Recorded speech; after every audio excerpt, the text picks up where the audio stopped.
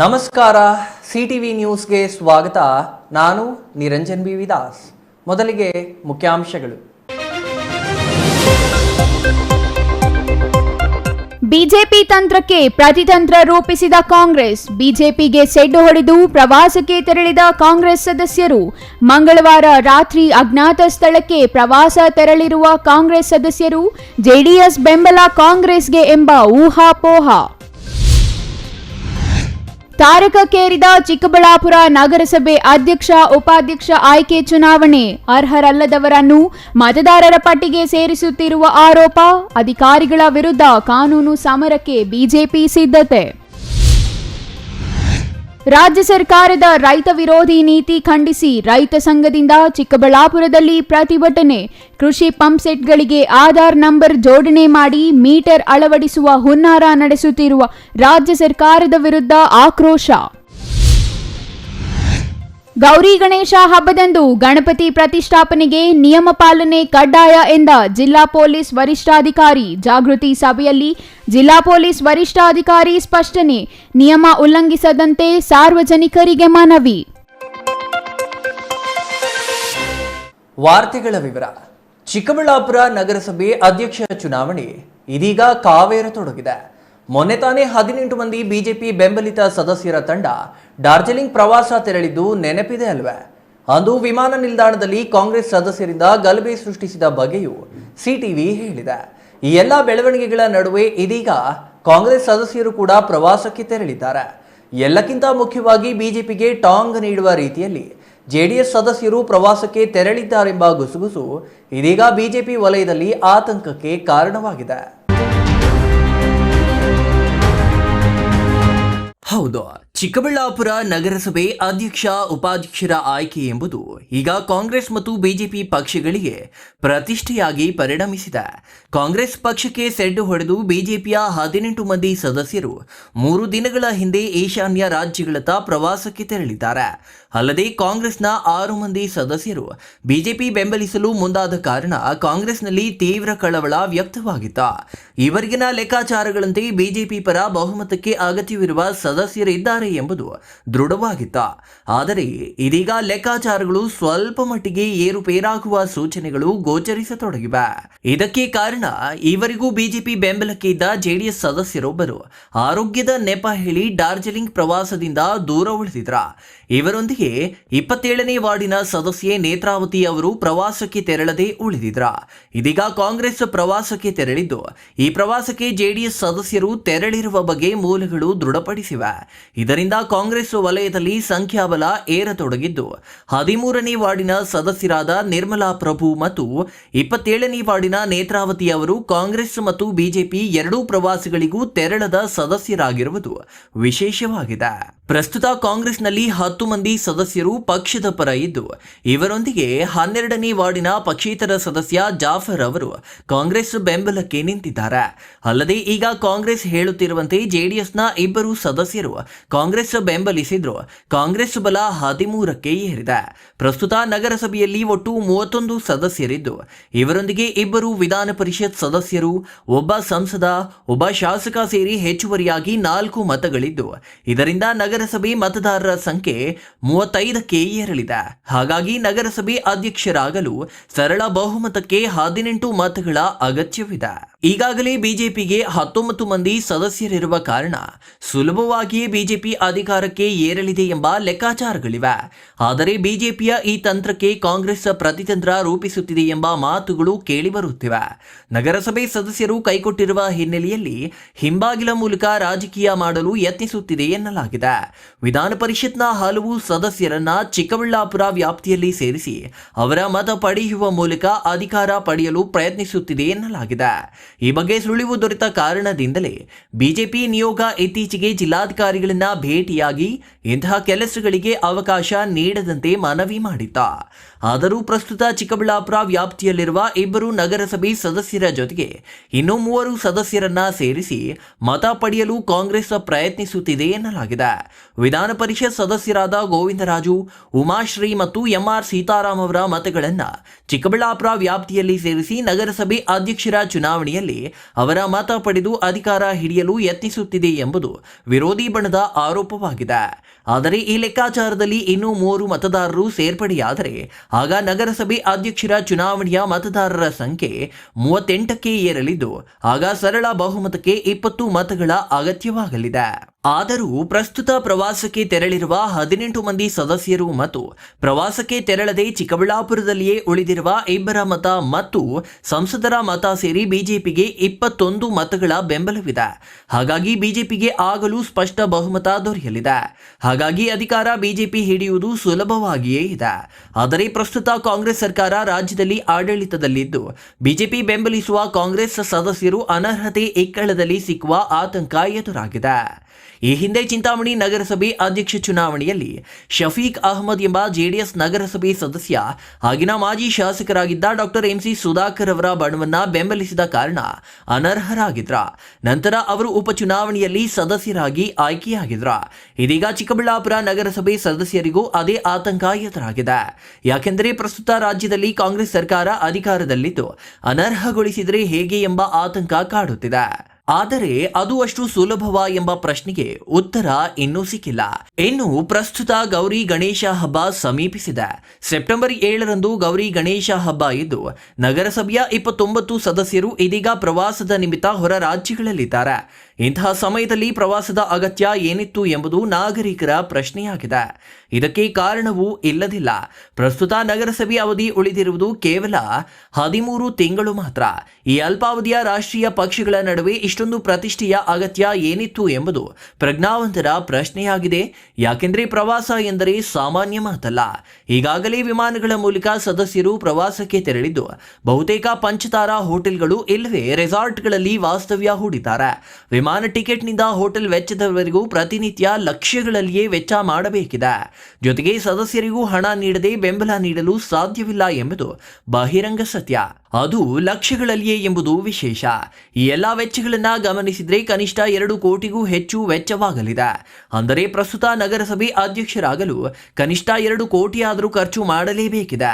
ಇರುವ 13 ತಿಂಗಳ ಅವಧಿಗೆ ಈ ಪ್ರಮಾಣದ ವೆಚ್ಚ ಮಾಡಿ ಅಧ್ಯಕ್ಷರಾಗುವವರು ನಗರ ಮತ್ತು ನಗರಸಭೆ ಅಭಿವೃದ್ಧಿಗೆ ಯಾವ ರೀತಿಯ ಕಾಳಜಿ ತೋರಲಿದ್ದಾರೆ ಎಂಬ ಸಾರ್ವಜನಿಕರ ಪ್ರಶ್ನೆಗೆ ಉತ್ತರ ನೀಡುವವರು ಇಲ್ಲವಾಗಿದ್ದಾರೆ.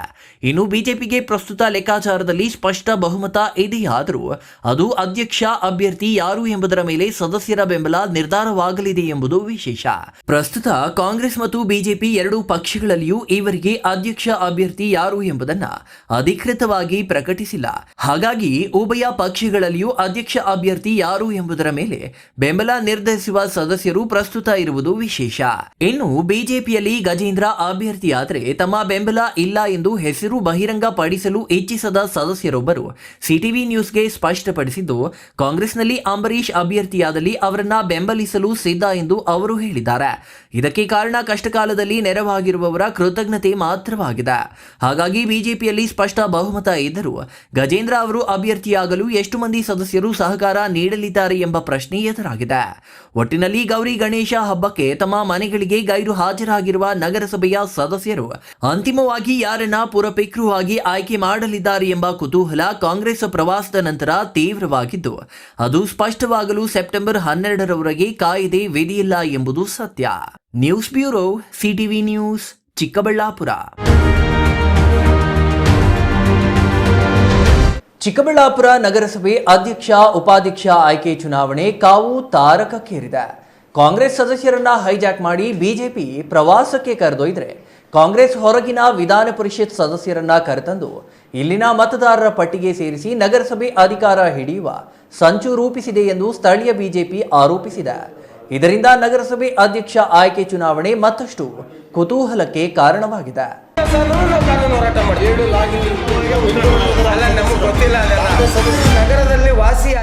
ಚಿಕ್ಕಬಳ್ಳಾಪುರದ ಪತ್ರಕರ್ತರ ಭವನದಲ್ಲಿ ಇಂದು ಸುದ್ದಿಗೋಷ್ಠಿ ನಡೆಸಿದ ಬಿಜೆಪಿ ಮುಖಂಡರು ನಗರಸಭೆ ಅಧಿಕಾರ ಹಿಡಿಯಲು ಕಾಂಗ್ರೆಸ್ ವಾಮಮಾರ್ಗ ಅನುಸರಿಸುತ್ತಿದೆ ಎಂದು ಆರೋಪಿಸಿದರು. ಈ ವೇಳೆ ಮಾತನಾಡಿದ ಕೆವಿ ನವೀನ್ ಕಿರಣ್, ಚಿಕ್ಕಬಳ್ಳಾಪುರ ನಗರಸಭೆ ಸದಸ್ಯರ ಮನ ಗೆಲ್ಲಲು ಸಾಧ್ಯವಾಗದ ಕಾಂಗ್ರೆಸ್ ನಾಯಕರು ವಿಧಾನ ಪರಿಷತ್ ಸದಸ್ಯರನ್ನ ಕರೆತಂದು ಮತ ಚಲಾಯಿಸುವ ಮೂಲಕ ಅಧಿಕಾರ ಹಿಡಿಯಲು ಮುಂದಾಗಿರುವುದು ವಿಪರ್ಯಾಸ ಎಂದರು. ಚಿಕ್ಕಬಳ್ಳಾಪುರ ನಗರಸಭೆ ವ್ಯಾಪ್ತಿಯ ಸಿಎಂಸಿ ಬಡಾವಣೆಯ ನಗರಸಭಾ ಸದಸ್ಯರ ಮನೆಯೊಂದರಲ್ಲಿ ಎಂಆರ್ ಸೀತಾರಾಮ್ ಅವರು ಬಾಡಿಗೆಗೆ ಇದ್ದಾರೆ ಎಂದು ಮತಪಟ್ಟಿಗೆ ಹೆಸರು ಸೇರಿಸಲಾಗಿದೆ. ಎಂಆರ್ ಸೀತಾರಾಮ್ ಅವರು ಬಾಡಿಗೆ ಮನೆಯಲ್ಲಿರುವ ಸ್ಥಿತಿಯಲ್ಲಿದ್ದಾರಾ ಎಂದು ಪ್ರಶ್ನೆ ಮಾಡಿದ್ರ. ಅಲ್ಲದೆ ಮತ್ತೊಬ್ಬ ವಿಧಾನ ಪರಿಷತ್ ಸದಸ್ಯ ಅನಿಲ್ ಅವರು ಕೋಲಾರದ ನಿವಾಸಿಯಾಗಿದ್ದರೂ ಚಿಕ್ಕಬಳ್ಳಾಪುರದ ಕೊರಚರಪೇಟೆಯಲ್ಲಿ ವಾಸವಿರುವುದಾಗಿ ನಮೂದಿಸಿ ಮತದಾರರ ಪಟ್ಟಿಗೆ ಹೆಸರು ಸೇರಿಸಲಾಗಿದೆ. ಇದು ಕಾಂಗ್ರೆಸ್ನ ಕುತಂತ್ರಕ್ಕೆ ಕಾರಣವಾಗಿದೆ ಎಂದ್ರ. ಅಧಿಕಾರ ಇದೆ ಎಂಬ ಕಾರಣಕ್ಕೆ ಕಾಂಗ್ರೆಸ್ ಬಿಎಲ್ಒಗಳ ಮೂಲಕ ಒತ್ತಡ ಹೇರಿ ಸ್ಥಳೀಯರಲ್ಲದವರನ್ನ ಸ್ಥಳೀಯರಂತೆ ಬಿಂಬಿಸಿ ಮತದಾರರ ಪಟ್ಟಿಗೆ ಸೇರಿಸುತ್ತಿದೆ. ಆ ಮೂಲಕ ನಗರಸಭೆ ಅಧ್ಯಕ್ಷ ಚುನಾವಣೆಯಲ್ಲಿ ವಿಧಾನ ಪರಿಷತ್ ಸದಸ್ಯರಿಂದ ಮತ ಪಡೆದು ಗೆಲ್ಲುವ ಹುನ್ನಾರ ನಡೆಸುತ್ತಿದೆ. ಸದಸ್ಯರನ್ನ ಮನ ಬಂದಂತೆ ಅವಾಚ್ಯ ಶಬ್ದಗಳಿಂದ ನಿಂದಿಸಿ ಅವರ ಮನ ಗೆಲ್ಲಲು ಸಾಧ್ಯವಾಗದ ಕಾಂಗ್ರೆಸ್ ಇದೀಗ ವಾಮ ಮಾರ್ಗದ ಮೂಲಕ ಅಧಿಕಾರ ಹಿಡಿಯುವ ಪ್ರಯತ್ನ ಮಾಡುತ್ತಿದ್ದು, ಕಾಂಗ್ರೆಸ್ನ ಈ ಪ್ರಯತ್ನ ಫಲಿಸುವುದಿಲ್ಲ ಎಂದು ಹೇಳಿದ್ರ. ಕಾಂಗ್ರೆಸ್ ನಾಯಕರ ಒತ್ತಡ ಭರಿಸಲಾಗದ ಬಿಎಲ್ಒಗಳು ಕೆಲಸಕ್ಕೆ ರಾಜೀನಾಮೆ ನೀಡುವ ಹಂತಕ್ಕೆ ತಲುಪಿದ್ದಾರೆ. ಆದರೂ ಕಾಂಗ್ರೆಸ್ನವರು ಬಿಡುತ್ತಿಲ್ಲ. ಹಾಗಾಗಿ ಅಕ್ರಮವಾಗಿ ಹೆಸರು ಸೇರ್ಪಡೆ ಮಾಡುತ್ತಿರುವ ಕ್ರಮದ ವಿರುದ್ಧ ನ್ಯಾಯಾಲಯದ ಮೊರೆ ಹೋಗಲು ಬಿಜೆಪಿ ನಿರ್ಧರಿಸಿದೆ. ಇದರಿಂದ ಬಿಎಲ್ಒಗಳು ಮಾತ್ರವಲ್ಲದೆ ಅಕ್ರಮವಾಗಿ ಮತದಾರರ ಪಟ್ಟಿಗೆ ಸೇರಿಸಿದ ಕಾರಣಕ್ಕೆ ತಹಸೀಲ್ದಾರ್, ಎಸಿ, ಡಿಸಿ ವಿರುದ್ಧವೂ ದೂರು ನೀಡಲಾಗುತ್ತಿದೆ. ಮತದಾರರ ಪಟ್ಟಿ ವಿಚಾರದಲ್ಲಿ ಅಕ್ರಮ ಎಸಗಿದ ಅಧಿಕಾರಿಗಳ ವಿರುದ್ಧ ಕಾನೂನು ಹೋರಾಟದ ಮೂಲಕವೇ ಉತ್ತರ ನೀಡಲಾಗುವುದು ಎಂದು ಹೇಳಿದ್ರ. ಈಗಾಗಲೇ ವಿಧಾನ ಪರಿಷತ್ ಸದಸ್ಯರಾದ ಅನಿಲ್ ಕುಮಾರ್ ಮತ್ತು ಸೀತಾರಾಮ್ ಅವರ ಹೆಸರು ಸೇರ್ಪಡೆಗೊಳಿಸಲಾಗಿದ್ದು, ಇನ್ನು ಉಮಾಶ್ರೀ, ಶ್ರೀನಿವಾಸ್, ಯುಬಿ ವೆಂಕಟೇಶ್, ಗೋವಿಂದರಾಜು ಸೇರಿದಂತೆ ಹಲವರನ್ನ ಸೇರಿಸಿ ಆ ಮೂಲಕ ನಗರಸಭೆ ಅಧಿಕಾರ ಹಿಡಿಯುವ ಸಂಚು ಕಾಂಗ್ರೆಸ್ ರೂಪಿಸಿದೆ. ಆದರೆ ಕಾಂಗ್ರೆಸ್ನ ಈ ಪ್ರಯತ್ನ ಫಲಿಸುವುದಿಲ್ಲ. ನಗರದ ಅಭಿವೃದ್ಧಿ ಮತ್ತು ಸದಸ್ಯರ ಹಿತ ಕಾಯುವ ದೃಷ್ಟಿಯಲ್ಲಿ ಬಿಜೆಪಿ ಇದ್ದು, ಬಿಜೆಪಿಯನ್ನ ಸದಸ್ಯರು ಬೆಂಬಲಿಸುವ ಮೂಲಕ ಚಿಕ್ಕಬಳ್ಳಾಪುರ ನಗರಸಭೆಯಲ್ಲಿ ಕಮಲ ಅರಳಿದೆ ಎಂದು ವಿಶ್ವಾಸ ವ್ಯಕ್ತಪಡಿಸಿದ್ರ. ತಾಲೂಕು ಕಾರ್ಯದರ್ಶಿಗಳಲ್ಲಿ ಒಬ್ಬರಾಗಿರ್ತಕ್ಕಂಥ ಶ್ರೀನಿವಾಸರವರು ನಗರಸಭೆಯಲ್ಲಿ ಒಂದು RTI ಅರ್ಜಿ ಮುಖಾಂತರ ಈ ಅಧ್ಯಕ್ಷ ಮತ್ತು ಉಪಾಧ್ಯಕ್ಷರ ಚುನಾವಣೆಯಲ್ಲಿ ಯಾರ್ಯಾರು ಮತದಾರರಿದ್ದಾರೆ ಅಂತಕ್ಕಂಥ ಮಾಹಿತಿಯನ್ನು ಕೇಳಿದ್ರೆ ಇವತ್ತವರೆಗೂ ಸಹ ನಾನು ಕೊಡಲಿಲ್ಲ. ಮತ್ತು ಇವತ್ತು ನಮ್ಮ ಭಾರತೀಯ ಜನತಾ ಪಕ್ಷದ ನಗರ ಘಟಕದ ಅಧ್ಯಕ್ಷರಾಗಿರ್ತಕ್ಕಂತಹ BV ಆನಂದ್ರವರು ಮಾನ್ಯ ಉಪವಿಭಾಗಾಧಿಕಾರಿಗಳ ಕಚೇರಿನಲ್ಲಿ ಒಂದು ಮನವಿಯನ್ನು, ಅಂದರೆ ಭಾರತೀಯ ಜನತಾ ಪಕ್ಷದ ಅಧಿಕೃತ ಲೆಟರ್ಡಲ್ಲಿ ಮನವಿಯನ್ನು ಕೊಟ್ಟಿದ್ದಾರೆ. ಈ ಅಧ್ಯಕ್ಷ ಮತ್ತು ಉಪಾಧ್ಯಕ್ಷ ಚುನಾವಣೆಯಲ್ಲಿ ಯಾರು ಮತದಾರರಾಗಿ ಬರ್ತಾ ಇದ್ದಾರೆ ಅವರ ಸಂಪೂರ್ಣ ವಿವರಗಳನ್ನು ನಮಗೆ ನೀಡಿ ಅಂತ ಕೇಳಿದ್ದಾರೆ. ಇದುವರೆಗೂ ಸಹ ನಮ್ಗೆ ಇನ್ನೂ ಕೊಟ್ಟಿಲ್ಲ. ಒಂದು ವೇಳೆ 6 ತಿಂಗಳ ಹಿಂದೆನೇ ಇವರೆಲ್ಲರೂ ಚಿಕ್ಕಬಳ್ಳಾಪುರದಲ್ಲಿ ವಾಸ ಇದ್ದರೆ ಇಷ್ಟೊತ್ತಿಗೆ ಪಟ್ಟಿ ರೆಡಿ ಮಾಡಿ ಕೊಡೋದಕ್ಕೆ ತೊಂದರೆ ಏನಿದೆ? ಇದು ಯಾರೂ ಸಹ ಇಲ್ಲಿ ವಾಸ ಇಲ್ಲ ಅನ್ನೋದು ಎಲ್ರಿಗೂ ಸ್ಪಷ್ಟವಾಗಿ ಗೊತ್ತಿರ್ತಕ್ಕಂಥ ವಿಚಾರ. ಮಾಧ್ಯಮದ ಸ್ನೇಹಿತರು ನಿಮಗೂ ಗೊತ್ತಿರ್ತಕ್ಕಂಥ ವಿಚಾರ ಇದು. UB ವೆಂಕಟೇಶ್ ಅವರಾಗಿರ್ಬೋದು, ಅನಿಲ್ ಅವರಾಗಿರ್ಬೋದು, ಸೀತಾರಾಮ್ ಅವರಾಗಿರ್ಬೋದು, ಅಥವಾ ಇನ್ನೂ ಯಾವುದೇ ಹೆಸರುಗಳು ಹೇಳ್ತಾರೆ, ಅವ್ರು ಯಾರೂ ಸಹ ಚಿಕ್ಕಬಳ್ಳಾಪುರದಲ್ಲಿ ಒಂದು ದಿನ ಸಹ ಅವ್ರು ಯಾರೂ ವಾಸ ಇಲ್ಲ. ವಿಹಾರಕ್ಕಾಗಿ ಬಂದು ಸಹ ಅವ್ರು ಯಾರೂ ವಾಸ ಇಲ್ಲ. ಇವತ್ತು ಇಂಥದ್ದನ್ನು ವಾಮಮಾರ್ಗವಾಗಿ ನಗರಸಭೆ ಅಧ್ಯಕ್ಷ ಮತ್ತು ಉಪಾಧ್ಯಕ್ಷ ಚುನಾವಣೆಯಲ್ಲಿ ಏನಾದರೂ ಮಾಡಿ, ಸರ್ಕಾರ ಇದೆ ನಮ್ಮ ಕೈಯಲ್ಲಿ, ಸರ್ಕಾರದ ಒಂದು ಒತ್ತಡವನ್ನು ಹಾಕಿ ಈ ರೀತಿಯಾದಂಥ ಕೆಲಸ ಮಾಡಿಸಿ ನಾವು ನಗರಸಭೆ ಅಧ್ಯಕ್ಷ ಮತ್ತು ಉಪಾಧ್ಯಕ್ಷ ಚುನಾವಣೆಯಲ್ಲಿ ಗೆಲ್ಲಬೇಕು ಅಂತ ಕಾಂಗ್ರೆಸ್ನವರು ಹುನ್ನಾರ ಮಾಡ್ತಾ ಇದ್ದಾರೆ. ಇದು ಖಂಡಿತವಾಗ್ಲೂ ಸಹ ತಪ್ಪು. ಇದನ್ನು ಭಾರತೀಯ ಜನತಾ ಪಕ್ಷ ಖಂಡಿಸ್ತದೆ. ಕಾನೂನು ಹೋರಾಟವನ್ನು ಸಹ ನಾವು ಮಾಡ್ತೇವೆ ಅಂತ ಮಾಧ್ಯಮದ ಮುಖಾಂತರ ತಿಳಿಸ್ಲಿಕ್ಕೆ ಬಯಸ್ತೇನೆ. ಒಂದೇ ಒಂದು ನಾರಾಯಣಸ್ವಾಮಣ್ಣ ಅಯೋಗ್ಯ ಅನ್ಸ್ಕೊಂಡು ಮತ್ತೆ ಹೋಗಿ ಓಟ್ ಹಾಕೋದು ಹೇಗಣ? ಅಲ್ಲಿ ಯಾರೇ ಆಗಲಿ ನಗರಸಭೆ ಸದಸ್ಯರು ಭ್ರಷ್ಟರು, ಅಯೋಗ್ಯರು ಇದೆಲ್ಲ ಅನಿಸ್ಕೊಂಡು ಮತ್ತೆ ಇವಾಗ ಅವ್ರಿಗೆ ಓಟ್ ಹಾಕೋದು ಅಂತಂದರೆ ನಮಗೂ ಎಲ್ಲೋ ಒಂಚೂರು ಸ್ವಾಭಿಮಾನ ಅನ್ನೋದು ಇದ್ದೇ ಇರ್ತದೆ ತಾನೆ. ಸೊ ಯಾರ್ಯಾರು ಕಾಂಗ್ರೆಸ್ ಪಕ್ಷದಿಂದ ಬಂದು ಇವತ್ತು ಓಟ್ ಹಾಕ್ತಾರೋ ಬಹುಶಃ ಇದೇ ಕಾರಣಕ್ಕೆ ಓಟ್ ಹಾಕ್ತಾರೇನೋ ಗೊತ್ತಿಲ್ಲ ನನಗೆ. ನಗರದ ಅಭಿವೃದ್ಧಿ ಮತ್ತು ಸದಸ್ಯರ ಹಿತ ಕಾಯುವ ದೃಷ್ಟಿಯಲ್ಲಿ ಬಿಜೆಪಿ ಇದ್ದು, ಬಿಜೆಪಿಯನ್ನ ಸದಸ್ಯರು ಬೆಂಬಲಿಸುವ ಮೂಲಕ ಚಿಕ್ಕಬಳ್ಳಾಪುರ ನಗರಸಭೆಯಲ್ಲಿ ಕಮಲ ಅರಳಲಿದೆ ಎಂದು ವಿಶ್ವಾಸ ವ್ಯಕ್ತಪಡಿಸಿದ್ರ. ಬಿಜೆಪಿ ಮುಖಂಡ ಕೆವಿ ನಾಗರಾಜ್ ಮಾತನಾಡಿ, ಚಿಕ್ಕಬಳ್ಳಾಪುರ ನಗರಸಭೆ ಅಧ್ಯಕ್ಷ ಚುನಾವಣೆಯಲ್ಲಿ ಮತದಾರರಲ್ಲದ ವಿಧಾನ ಪರಿಷತ್ ಸದಸ್ಯರನ್ನ ಕರೆತಂದು ಮತ ಹಾಕಿಸುವ ಹುನ್ನಾರ ನಡೆಸುತ್ತಿದ್ದು, ಅದನ್ನು ತಡೆಯುವಂತೆ ಕೋರಿ ಈ ಹಿಂದೆಯೇ ಬಿಜೆಪಿ ನಿಯೋಗ ಜಿಲ್ಲಾಧಿಕಾರಿಯನ್ನ ಭೇಟಿ ಮಾಡಿ ಮನವಿ ಮಾಡಲಾಗಿತ್ತು. ಆದರೆ ಬಿಜೆಪಿ ಮನವಿ ತಿರಸ್ಕರಿಸುವ ರೀತಿಯಲ್ಲಿ ಜಿಲ್ಲಾಧಿಕಾರಿಗಳು ನಡೆದುಕೊಂಡಿದ್ದು, ಕಾನೂನು ಹೋರಾಟದ ಮೂಲಕ ಅಧಿಕಾರಿಗಳಿಗೆ ಬುದ್ಧಿ ಕಲಿಸಲು ತೀರ್ಮಾನಿಸಲಾಗಿದೆ ಎಂದ್ರ. ಇನ್ನು ಚಿಕ್ಕಬಳ್ಳಾಪುರ ನಗರಸಭೆ ಅಧ್ಯಕ್ಷ ಸ್ಥಾನಕ್ಕೆ ಅರ್ಹವಿರುವ ಮತದಾರರ ಪಟ್ಟಿ ಪಟ್ಟಿಯನ್ನ ನೀಡುವಂತೆ ಬಿಜೆಪಿಯಿಂದ ನಗರಸಭೆಗೆ ಮನವಿ ಮಾಡಿದ್ರು. ಇವರಿಗೂ ಮಾಹಿತಿ ನೀಡದೆ ಮಾಹಿತಿ ಹಕ್ಕು ಕಾಯ್ದೆ ಉಲ್ಲಂಘನೆಯನ್ನ ನಗರಸಭೆ ಅಧಿಕಾರಿಗಳು ಮಾಡುತ್ತಿದ್ದಾರೆ. ಪ್ರಸ್ತುತ ಕಾನೂನು ಉಲ್ಲಂಘನೆ ಮಾಡುತ್ತಿರುವ ಎಲ್ಲ ಅಧಿಕಾರಿಗಳು ಕಾನೂನು ಸಮರ ಎದುರಿಸಬೇಕಾಗುತ್ತದೆ ಎಂದು ಎಚ್ಚರಿಕೆ ನೀಡಿದ್ರ. ನಮ್ಮ ಏನು ಡಾಕ್ಟರ್ ಸುಧಾಕರ್ ಅವರ ನೇತೃತ್ವದಲ್ಲಿ ಈಗಾಗಲೇ 19 ಜನ ಚುನಾಯಿತ ಸದಸ್ಯರಿದ್ದಾರೆ. ಜೊತೆಗೆ ಅವರು ನಮ್ಮ ಲೋಕಸಭಾ ಸದಸ್ಯರದೊಂದು ಮತ ಇದೆ. ಹಾಗಾಗಿ 20 ಸದಸ್ಯರು ನಾವು ಗಟ್ಟಿಯಾಗಿದ್ದೀವಿ. ಸೊ ಇದನ್ನು ತಪ್ಪಿಸಿ MLCಗಳು 4 ಜನ 5 ಜನ ಕರ್ಕೊಬಂದು ಏನೇ ಮಾಡಿ ನಮಗೆ ಅಧಿಕಾರ ಸಿಗಬಾರ್ದು ಅನ್ನೋ ಒಂದು ದುರುದ್ದೇಶದಿಂದ ಈ ರೀತಿ ಮಾಡ್ತಾಯಿದೆ. ಇದು ಪ್ರಜಾಪ್ರಭುತ್ವದ ಕಗ್ಗೊಲೆ ಅಂತ ನಾನು ಈ ಸಂದರ್ಭದಲ್ಲಿ ಹೇಳಲಿಕ್ಕೆ ಬಯಸ್ತಾ ಇದ್ದೀನಿ. ಇವತ್ತೇನು ಸರ್ಕಾರ ಅಧಿಕಾರದಲ್ಲಿದೆ ಅಂತ ಹೇಳಿದೆ ಏನು ಬೇಕಾದರೂ ನಡೀತದೆ ಅಂತ ಇದು ಅವ್ರು ಭಾವಿಸಬಾರ್ದು. ಇವತ್ತು ಯಾರು ಈ ತಪ್ಪು ಮಾಡಿದ್ದಾರೆ ಅವರಂತೂ ಮುಂದಿನ ದಿನಗಳಲ್ಲಿ ಶಿಕ್ಷೆ ಅನುಭವಿಸ್ತಾರೆ. ಅವರ ಒಂದು ಪದವಿಗಳಿಗೂ ಕೂಡ ಚ್ಯುತಿ ಬರುವಂಥ ಸಂಭವ ಇದೆ. ಹಾಗಾಗಿ ನಾವಿನ್ನೂ ಗಮನಿಸ್ತಾ ಇದ್ದೀವಿ. ಇನ್ನೂ 1-2 ಸೇರಿಸಲಿಕ್ಕೆ ಈಗಾಗಲೇ ಪ್ರಯತ್ನ ಮಾಡ್ತಾ ಇದ್ದಾರೆ ಅಂತ ಗೊತ್ತಾಗಿದೆ. ಈಗಾಗಲೇ ಮನೆ ಸೀತಾರಾಮರವರು, ಅನಿಲ್ ಕುಮಾರ್ ಅವರು ಮತದಾರ ಪಟ್ಟಿಗೆ ಬಂದಿದ್ದಾರೆ. ಆಗಲೇ ನಮ್ಮ ನವೀನ್ ಕಿರಣ್ ಅವರು ಹೇಳಿದ್ರು, ಒಂದು ಭವ್ಯವಾದ ಬಂಗ್ಲೆಯಲ್ಲಿರ್ತಕ್ಕಂಥ ನಮ್ಮ ಸೀತಾರಾಮ್ ಸಾಹೇಬರು ಚಿಕ್ಕಬಳ್ಳಾಪುರದ ಯಾವುದೋ ಒಂದು ಗಲ್ಲಿಯಲ್ಲಿ ಬಂದು ವಾಸ ಇರೋಕ್ಕೆ ಸಾಧ್ಯನಾ? ಅನಿಲ್ ಕುಮಾರ್ ಅವರು ಈಗಾಗಲೇ ಕೋಲಾರದ ನಿವಾಸಿ, ಅವರು ಕೂಡ ಯಾವತ್ತೂ ಕೂಡ ಒಂದಿನ ಬಂದು ಇಲ್ಲಿ ವಾಸ ಇಲ್ಲ. ಅಂಥವರು ಕೇವಲ 4 ದಿನಗಳಿಂದನೂ ಕೂಡ ಅವ್ರು ಮತದಾರ ಪಟ್ಟಿಯಲ್ಲಿಲ್ಲ. ಅಚಾನಕ್ಕಾಗಿ ಮತದಾರ ಪಟ್ಟಿಗೆ ಸೇರಿಸಿ 6 ತಿಂಗಳಿಂದ ಇವರು ಇಲ್ಲಿ ವಾಸ ಇದ್ದಾರೆ ಅಂದರೆ ಯಾರು ನಂಬಲಿಕ್ಕೆ ಸಾಧ್ಯ ಇಲ್ಲ. ಇನ್ನು ಜೆಡಿಎಸ್ ಸದಸ್ಯರು ಕಾಂಗ್ರೆಸ್ನೊಂದಿಗೆ ಪ್ರವಾಸಕ್ಕೆ ತೆರಳಿದ್ದಾರೆ ಎಂಬ ಪ್ರಶ್ನೆಗೆ ಉತ್ತರಿಸಿದ ನಗರಸಭೆ ಮಾಜಿ ಸದಸ್ಯ ಹಾಗೂ ಜೆಡಿಎಸ್ ಮುಖಂಡ ಕಿಸಾನ್ ಕೃಷ್ಣಪ್ಪ, ಜೆಡಿಎಸ್ ವರಿಷ್ಠ ಎಚ್.ಡಿ. ಕುಮಾರಸ್ವಾಮಿ ಅವರ ಆದೇಶದಂತೆ ನಡೆದುಕೊಳ್ಳುವ ಭರವಸೆಯನ್ನ ಜೆಡಿಎಸ್ ಸದಸ್ಯರು ನೀಡಿದ್ದು, ಚುನಾವಣೆ ದಿನ ಇಬ್ಬರು ಜೆಡಿಎಸ್ ಸದಸ್ಯರು ಮೈತ್ರಿ ಧರ್ಮ ಪಾಲಿಸಿ ಬಿಜೆಪಿ ಅಭ್ಯರ್ಥಿಗೆ ಮತ ಚಲಾಯಿಸಲಿದ್ದಾರೆ ಎಂದು ಭರವಸೆ ನೀಡಿದ್ರ. ನಗರಸಭೆಯ ಮಾಜಿ ಅಧ್ಯಕ್ಷ ಆನಂದ್ ರೆಡ್ಡಿ ಮಾತನಾಡಿ, ಕಾಂಗ್ರೆಸ್ ಏನೇ ಕುತಂತ್ರ ನಡೆಸಿದರೂ ಚಿಕ್ಕಬಳ್ಳಾಪುರ ನಗರಸಭೆಯಲ್ಲಿ ಮತ್ತೆ ಕಮಲ ಅರಳಲಿದೆ. 20ಕ್ಕೂ ಹೆಚ್ಚು ಸದಸ್ಯರು ಈಗಾಗಲೇ ಬಿಜೆಪಿ ಪರ ಇದ್ದು ಇನ್ನೂ ಹಲವು ಸದಸ್ಯರು ಬಿಜೆಪಿ ಬೆಂಬಲಿಸಲಿದ್ದಾರೆ. ಹಾಗಾಗಿ 12ರಂದು ನಗರಸಭೆಯಲ್ಲಿ ಬಿಜೆಪಿ ಅಧಿಕಾರ ಹಿಡಿಯಲಿದೆ ಎಂದು ವಿಶ್ವಾಸ ವ್ಯಕ್ತಪಡಿಸಿದರು.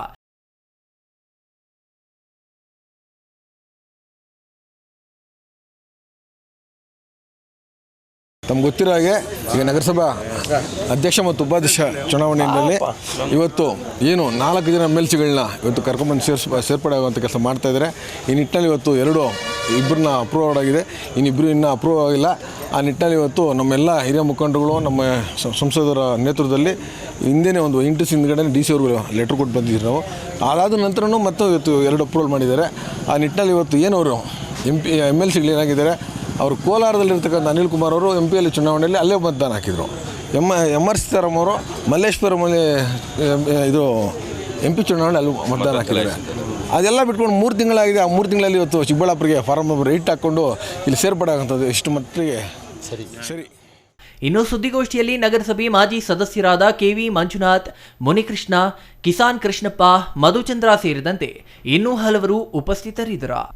Nandakumar, CTV news, Chikkaballapur. ಕೃಷಿ ಪಂಪ್ ಸೆಟ್ಗಳಿಗೆ ಆಧಾರ್ ನಂಬರ್ ಜೋಡಣೆ ಮಾಡುವ ಮೂಲಕ ಮೀಟರ್ ಅಳವಡಿಸಿ ಶುಲ್ಕ ವಿಧಿಸುವ ಉದ್ದೇಶ ರಾಜ್ಯ ಸರ್ಕಾರ ಹೊಂದಿದ್ದು ಇದು ಖಂಡನೀಯ.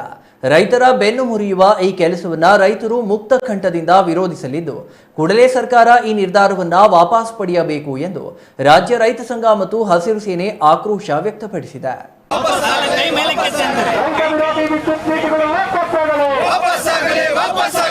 ಕೃಷಿ ಪಂಪ್ ಸೆಟ್ಗಳಿಗೆ ಆಧಾರ್ ನಂಬರ್ ಜೋಡಿಸಿ ಆ ಮೂಲಕ ರೈತರ ಕೃಷಿ ಪಂಪ್ ಸೆಟ್ಗಳಿಗೆ ಮೀಟರ್ ಅಳವಡಿಸಿ ಶುಲ್ಕ ವಿಧಿಸಲು ರಾಜ್ಯ ಸರ್ಕಾರ ಪ್ರಯತ್ನಿಸುತ್ತಿದೆ ಎಂದು ಆರೋಪಿಸಿ ಚಿಕ್ಕಬಳ್ಳಾಪುರ ಜಿಲ್ಲಾಡಳಿತ ಭವನದಿಂದ ನಗರದ ಬೆಸ್ಕಾಂ ಕಚೇರಿವರೆಗೂ ರೈತ ಮುಖಂಡ ಭಕ್ತರಹಳ್ಳಿ ಬೈರೇಗೌಡ ನೇತೃತ್ವದಲ್ಲಿ ಇಂದು ಪ್ರತಿಭಟನೆ ನಡೆಸಿದ ರೈತರು ಕೃಷಿ ಕೊಳವೆ ಬಾವಿಗಳಿಗೆ 2023ರಿಂದ ಟ್ರಾನ್ಸ್ಫಾರ್ಮರ್, ವಿದ್ಯುತ್ ಕಂಬಗಳು, ವೈರು ಸೇರಿದಂತೆ ಇತರೆ ಸಾಮಗ್ರಿಗಳನ್ನು ರೈತರು ಸ್ವಂತ ಖರ್ಚಿನಲ್ಲಿ ಖರೀದಿಸಿ ವಿದ್ಯುತ್ ಸಂಪರ್ಕ ಪಡೆಯಬೇಕೆಂದು ಕಾನೂನು ಜಾರಿಗೊಳಿಸಿದ್ದಾರೆ ಎಂದು ಆರೋಪಿಸಿದ್ರು. ರಾಜ್ಯದಲ್ಲಿ ಕೊಳವೆ ಬಾವಿಗಳ ಆಶ್ರಯದಲ್ಲಿ ರೈತರು ಕೃಷಿ ನಡೆಸುತ್ತಿದ್ದಾರೆ. ಬೆಳೆಗಳಿಗೆ ನ್ಯಾಯಯುತ ಬೆಲೆ ನಿಗದಿ ಮಾಡುವವರೆಗೆ ಕೃಷಿ ಕ್ಷೇತ್ರಕ್ಕೆ ಮೂಲ ಸೌಕರ್ಯಗಳಾದ ಭೂಮಿ, ರಸ್ತೆ, ನೀರು, ವಿದ್ಯುತ್, ಬಿತ್ತನೆ ಬೀಜ, ರಸಗೊಬ್ಬರ, ಕೀಟನಾಶಕ, ಯಂತ್ರೋಪಕರಣಗಳಿಗೆ ಸಹಾಯಧನ ನೀಡುವುದು ಸರ್ಕಾರದ ಜವಾಬ್ದಾರಿ. ಆದರೆ ರಾಜ್ಯ ಸರ್ಕಾರ ಹೊಸ ಕಾನೂನುಗಳನ್ನು ತರುವ ಮೂಲಕ ರೈತರ ಕತ್ತು ಹಿಸುಕುವ ಕಾರ್ಯಕ್ಕೆ ಮುಂದಾಗಿದೆ ಎಂದು ಹರಿಹಾಯ್ದ್ರು. ರೈತರು ಪ್ರಸ್ತುತ ವಿದ್ಯುತ್ ಸೇರಿದಂತೆ ಇತರೆ ಸಮಸ್ಯೆಗಳಿಂದ ಬೆಳೆ ಬೆಳೆಯಲು ಸಂಕಷ್ಟ ಎದುರಿಸುತ್ತಿದ್ದು ಸರ್ಕಾರದ ಈ ಉದ್ದೇಶ ಈಡೇರಿದ್ರೆ ಬೆಳೆ ಬೆಳೆಯುವುದನ್ನ ಕೈಬಿಡುವ ಆತಂಕ ಎದುರಾಗಿದೆ ಎಂದ್ರ. ಸರ್ಕಾರ ಈಗಾಗಲೇ ವಿದ್ಯುತ್ ದರ ಹೆಚ್ಚಿಸಿದ್ದು ಕೂಡಲೇ ಕಡಿಮೆ ಮಾಡಬೇಕು. ವಿದ್ಯುತ್ ಅಪಘಾತಗಳಿಂದ ಮರಣ ಹೊಂದಿದ ವ್ಯಕ್ತಿಯ ಕುಟುಂಬಕ್ಕೆ ಕನಿಷ್ಠ 10 ಲಕ್ಷ ಪರಿಹಾರ ನೀಡಬೇಕು. ಸೋಲಾರ್ ಸಂಪರ್ಕ ಹೊಂದುವ ಪಂಪ್ ಸೆಟ್ಗಳಿಗೆ ವಿದ್ಯುತ್ ಸಂಪರ್ಕ ಕಡಿತಗೊಳಿಸುವ ಉದ್ದೇಶ ಕೈಬಿಡಬೇಕು ಎಂದು ಒತ್ತಾಯಿಸಿದ್ರ. ಅಲ್ಲದೆ ರೈತರ ಬೆಳೆಗಳಿಗೆ ಬೆಂಬಲ ನೀಡುವ ಉದ್ದೇಶ ಈ ಸರ್ಕಾರಕ್ಕಿಲ್ಲ. ರೈತರಿಗೆ ಶಾಶ್ವತ ನೀರಾವರಿ ಯೋಜನೆಗಳನ್ನು ಅನುಷ್ಠಾನ ಮಾಡುವ ಉದ್ದೇಶ ಈ ಸರ್ಕಾರಕ್ಕಿಲ್ಲ. ರೈತರಿಗೆ ಉತ್ತಮ ಮಾರುಕಟ್ಟೆ ವ್ಯವಸ್ಥೆ ಕಲ್ಪಿಸುವ ಉದ್ದೇಶವು ಈ ಸರ್ಕಾರಕ್ಕೆ ಇಲ್ಲವೇ ಇಲ್ಲ. ಆದರೆ ರೈತರ ಮೇಲೆ ಹೇಗೆ ತೆರಿಗೆ ವಿಧಿಸಬೇಕು ಮತ್ತು ರೈತರಿಂದ ಹೇಗೆ ಹಣ ಸುಲಿಗೆ ಮಾಡಬೇಕು ಎಂಬ ಯೋಚನೆ ಮಾತ್ರ ಸರ್ಕಾರಕ್ಕಿದ್ದು ಇಂತಹ ರೈತ ವಿರೋಧಿ ಆಲೋಚನೆಗಳನ್ನು ಸರ್ಕಾರ ಕೂಡಲೇ ಕೈಬಿಡಬೇಕು ಎಂದು ಆಗ್ರಹಿಸಿದ್ರ. ಸರ್ಕಾರ ರೈತರ ಮೇಲಿನ ದೌರ್ಜನ್ಯಗಳನ್ನು ಕೂಡಲೇ ಕೈಬಿಡಬೇಕು. ಇಲ್ಲವಾದರೆ ಸರ್ಕಾರದ ವಿರುದ್ಧ ಉಗ್ರ ಹೋರಾಟ ನಡೆಸಬೇಕಾಗುತ್ತದೆ. ರೈತ ದೇಶದ ಬೆನ್ನೆಲುಬು ಎಂದು ಹೇಳುತ್ತಲೇ ಸರ್ಕಾರಗಳು ರೈತನ ಬೆನ್ನೆಲುಬು ಮುರಿಯುವ ಕೆಲಸಕ್ಕೆ ಪದೇ ಪದೇ ಮುಂದಾಗುತ್ತಿದ್ದು ಇದು ತೀವ್ರ ಖಂಡನೀಯ. ರೈತನಿಗೆ ಅಗತ್ಯ ಮೂಲ ಸೌಕರ್ಯ ಕಲ್ಪಿಸಿದ್ರೆ ದೇಶಕ್ಕೆ ಅನ್ನ ನೀಡುತ್ತಾನೆ ಎಂಬ ಕನಿಷ್ಠ ಜ್ಞಾನವೂ ಇಲ್ಲದ ಸರ್ಕಾರ ರೈತರ ಕೃಷಿ ಪಂಪ್ ಸೆಟ್ಗಳಿಗೆ ಶುಲ್ಕ ವಿಧಿಸಲು ಮುಂದಾದರೆ ಮುಂದಿನ ದಿನಗಳಲ್ಲಿ ತೀವ್ರ ಪರಿಣಾಮಗಳನ್ನು ಎದುರಿಸಬೇಕಾಗುತ್ತದೆ ಎಂದು ಸರ್ಕಾರಕ್ಕೆ ಎಚ್ಚರಿಕೆ ನೀಡಿದ್ರ. ಮೊದಲಿಗೆ ಆಧಾರ್ ಲಿಂಕನ್ನು ಏನು ರೈತರ ಕೃಷಿ ಪಂಪ್ ಸೆಟ್ಗಳಿಗೆ ತಾವು ಲಿಂಕ್ ಮಾಡ್ತಾ ಇದ್ರಿ, ಇದನ್ನು ಮಾಡಬಾರ್ದು ಅಂತೇಳಿ ಒತ್ತಾಯವನ್ನು ಮಾಡ್ತಾ ಇದ್ದೇವೆ. ಎರಡನೇದಾಗಿ ಏನಿವತ್ತು ನಮ್ಮ ಕೃಷಿಗೆ ಸಂಬಂಧಪಟ್ಟಂಥ ಇಂದಿನ ಎಲ್ಲ ಸರ್ಕಾರಗಳು ಕೂಡ ರೈತ ಬೋರ್ವೆಲ್ ಹಾಕಿದರೆ ಅದರಿಗೆ ಅಕ್ರಮ ಸಕ್ರಮದ ಅಡಿಯಲ್ಲಿ 24,000 ಚಿಲ್ಲರೆ ಮತ್ತು 28,000 ಚಿಲ್ಲರೆ ಹಣವನ್ನು ಕಟ್ಟಿಸ್ಕೊಂಡು ರೈತರಿಗೆ TC ಮತ್ತು ವೈರ್ ಮತ್ತು ಸಂಬಂಧಪಟ್ಟಂಥ ಸಲಕರಣೆಗಳನ್ನು ಕೊಡ್ತಾಯಿದ್ರು. ಅದನ್ನು ತಾತ್ಕಾಲಿಕವಾಗಿ ಅಲ್ಲದೆ ನಾವು ಕೊಡೋದಿಲ್ಲ ಅಂಥೇಳಿ ಏನು ಸರ್ಕಾರ ತೀರ್ಮಾನವನ್ನು ಮಾಡಿದೆ, ಆ ವಿಚಾರಕ್ಕೂ ನಾವು ಪ್ರತಿಭಟನೆಯನ್ನು ಮಾಡ್ತಾ ಇದ್ದೇವೆ. ಜೊತೆಗೆ ಇವತ್ತು 10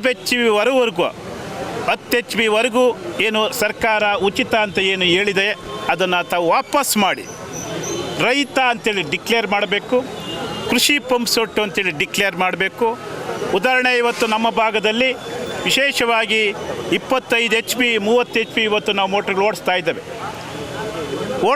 ಅಂದರೆ 10 HP ಓಡಿಸೋರು ಮಾತ್ರ ರೈತನ, 20 HP 30 HP ಓಡೋ ರೈತನಲ್ಲ.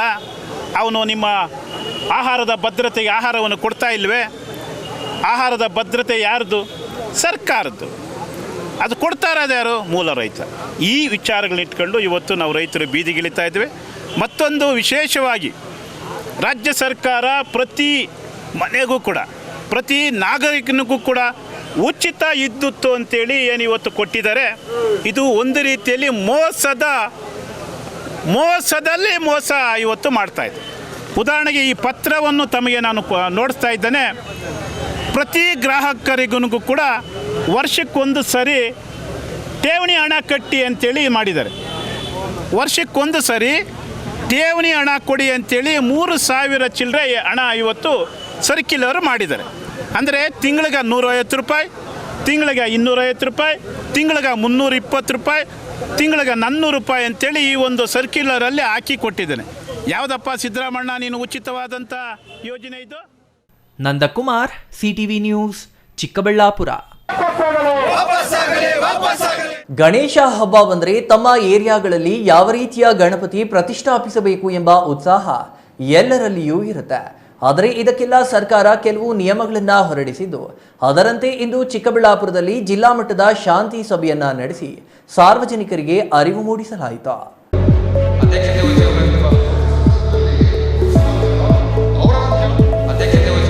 ಹೌದು, ಚಿಕ್ಕಬಳ್ಳಾಪುರ ನಗರದ ಪೊಲೀಸ್ ಭವನದಲ್ಲಿ ಇಂದು SP ಕುಶಾಲ್ ಚೌಕ್ಸೆ ನೇತೃತ್ವದಲ್ಲಿ ಜಿಲ್ಲಾ ಮಟ್ಟದ ಸಾರ್ವಜನಿಕರ ಶಾಂತಿ ಸಭೆಯನ್ನ ಏರ್ಪಡಿಸಲಾಗಿತ್ತು. ಗಣೇಶೋತ್ಸವದ ಸಂದರ್ಭದಲ್ಲಿ ಎಲ್ಲರೂ ಕಾನೂನು ಮತ್ತು ನಿಯಮಗಳನ್ನು ತಪ್ಪದೇ ಪಾಲಿಸಬೇಕು ಎಂದು ಸೂಚಿಸಿದ್ದಾರೆ. ಗಣೇಶನ ವಿಸರ್ಜನೆಗಾಗಿ ನಿಗದಿಪಡಿಸಿದ ಸ್ಥಳದಲ್ಲಿಯೇ ವಿಸರ್ಜನೆ ಮಾಡಬೇಕು ಮತ್ತು ಎಲ್ಲ ಕಾರ್ಯಕ್ರಮಗಳಿಗೆ ಪೂರ್ವಾನುಮತಿ ಕಡ್ಡಾಯವಾಗಿದ್ದು ಹಬ್ಬವನ್ನ ಆಚರಿಸುವಾಗ ಸ್ಥಳೀಯ ಸಂಸ್ಥೆಗಳ ಮಾರ್ಗಸೂಚಿಗಳನ್ನು ಕಟ್ಟುನಿಟ್ಟಾಗಿ ಪಾಲಿಸುವ ಅಗತ್ಯವಿದೆ. ಸಾರ್ವಜನಿಕ ಸ್ಥಳಗಳಲ್ಲಿ ಕಾರ್ಯಕ್ರಮಗಳನ್ನು ನಡೆಸಲು ಪರ್ಮಿಷನ್ ಕಡ್ಡಾಯವಾಗಿದೆ ಎಂದು ತಿಳಿಸಿದರು. ವಿದ್ಯುತ್ ತಂತಿಗಳು ಮತ್ತು ಇತರ ಸೌಲಭ್ಯಗಳ ಬಗ್ಗೆ ವಿಶೇಷ ಪರಿಶೀಲನೆ ನಡೆಸಿ ಅವುಗಳ ಸುರಕ್ಷತೆ ಖಚಿತಪಡಿಸಬೇಕು.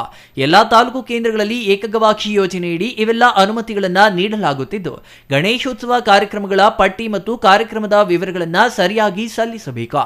ಎಲ್ಲಾ ಸಾಂಸ್ಕೃತಿಕ ಕಾರ್ಯಕ್ರಮಗಳು ಶಾಂತಿಯುತವಾಗಿರಬೇಕು ಮತ್ತು ಅಶ್ಲೀಲ ನೃತ್ಯಗಳನ್ನು ನಿರ್ಬಂಧಿಸಲಾಗಿದ್ದು, ಜನಸಾಮಾನ್ಯರಿಗೆ ಹಾನಿ ಉಂಟಾಗದಂತೆ ಕಾರ್ಯಕ್ರಮಗಳನ್ನು ಕೈಗೊಳ್ಳಬೇಕು ಎಂದು ತಿಳಿಸಲಾಯಿತು. ಮೆರವಣಿಗೆಯ ಸಮಯದಲ್ಲಿ ಯಾವುದೇ ರೀತಿಯ ಡಿಜೆ ಅಥವಾ ಲೌಡ್ ಸ್ಪೀಕರ್ಸ್ ಬಳಸಬಾರದು. ಈ ನಿಯಮವನ್ನು ಉಲ್ಲಂಘಿಸಿದರೆ ಅದನ್ನು ಜಪ್ತಿ ಮಾಡಲಾಗುವುದು. ಸಾಮಾಜಿಕ ಜಾಲತಾಣಗಳಲ್ಲಿ ಕೋಮು ಭಾವನೆಗಳನ್ನು ಕೆರಳಿಸುವಂತಹ ಯಾವುದೇ ರೀತಿಯ ಪ್ರಚಾರವನ್ನ ಮಾಡಬಾರದು. ಈ ನಿಯಮಗಳನ್ನು ಪಾಲಿಸುವುದರ ಮೂಲಕ ಹಬ್ಬವನ್ನು ಹರ್ಷೋದ್ಗಾರದಿಂದ ಮತ್ತು ಶಾಂತಿಯುತವಾಗಿ ಆಚರಿಸಿದರೆ ಅಂತಹವರಿಗೆ ಬೆಸ್ಟ್ ಆರ್ಗನೈಸರ್ ಪ್ರಶಸ್ತಿ ನೀಡಲಾಗುವುದೆಂದು ಶಾಂತಿ ಸಭೆಯಲ್ಲಿ ತಿಳಿಸಿದ್ರು. ಲೆವೆಲ್ ಅಲ್ಲಿ ಒಂದು ಪೀಸ್ ಕಮಿಟಿ ಮೀಟಿಂಗ್ ಮಾಡಿದ್ದೀವಿ. ಗಣೇಶ ಹಬ್ಬ ಮತ್ತು ಈದ್ ಮಿಲಾದ್ ಹಬ್ಬ ಬರ್ತಾ ಇದೆ. ಆ ವಿಚಾರ ಬಗ್ಗೆ ಡಿಸ್ಟ್ರಿಕ್ಟ್ ಮೀಟಿಂಗ್ ಮಾಡಿದ್ದೀವಿ.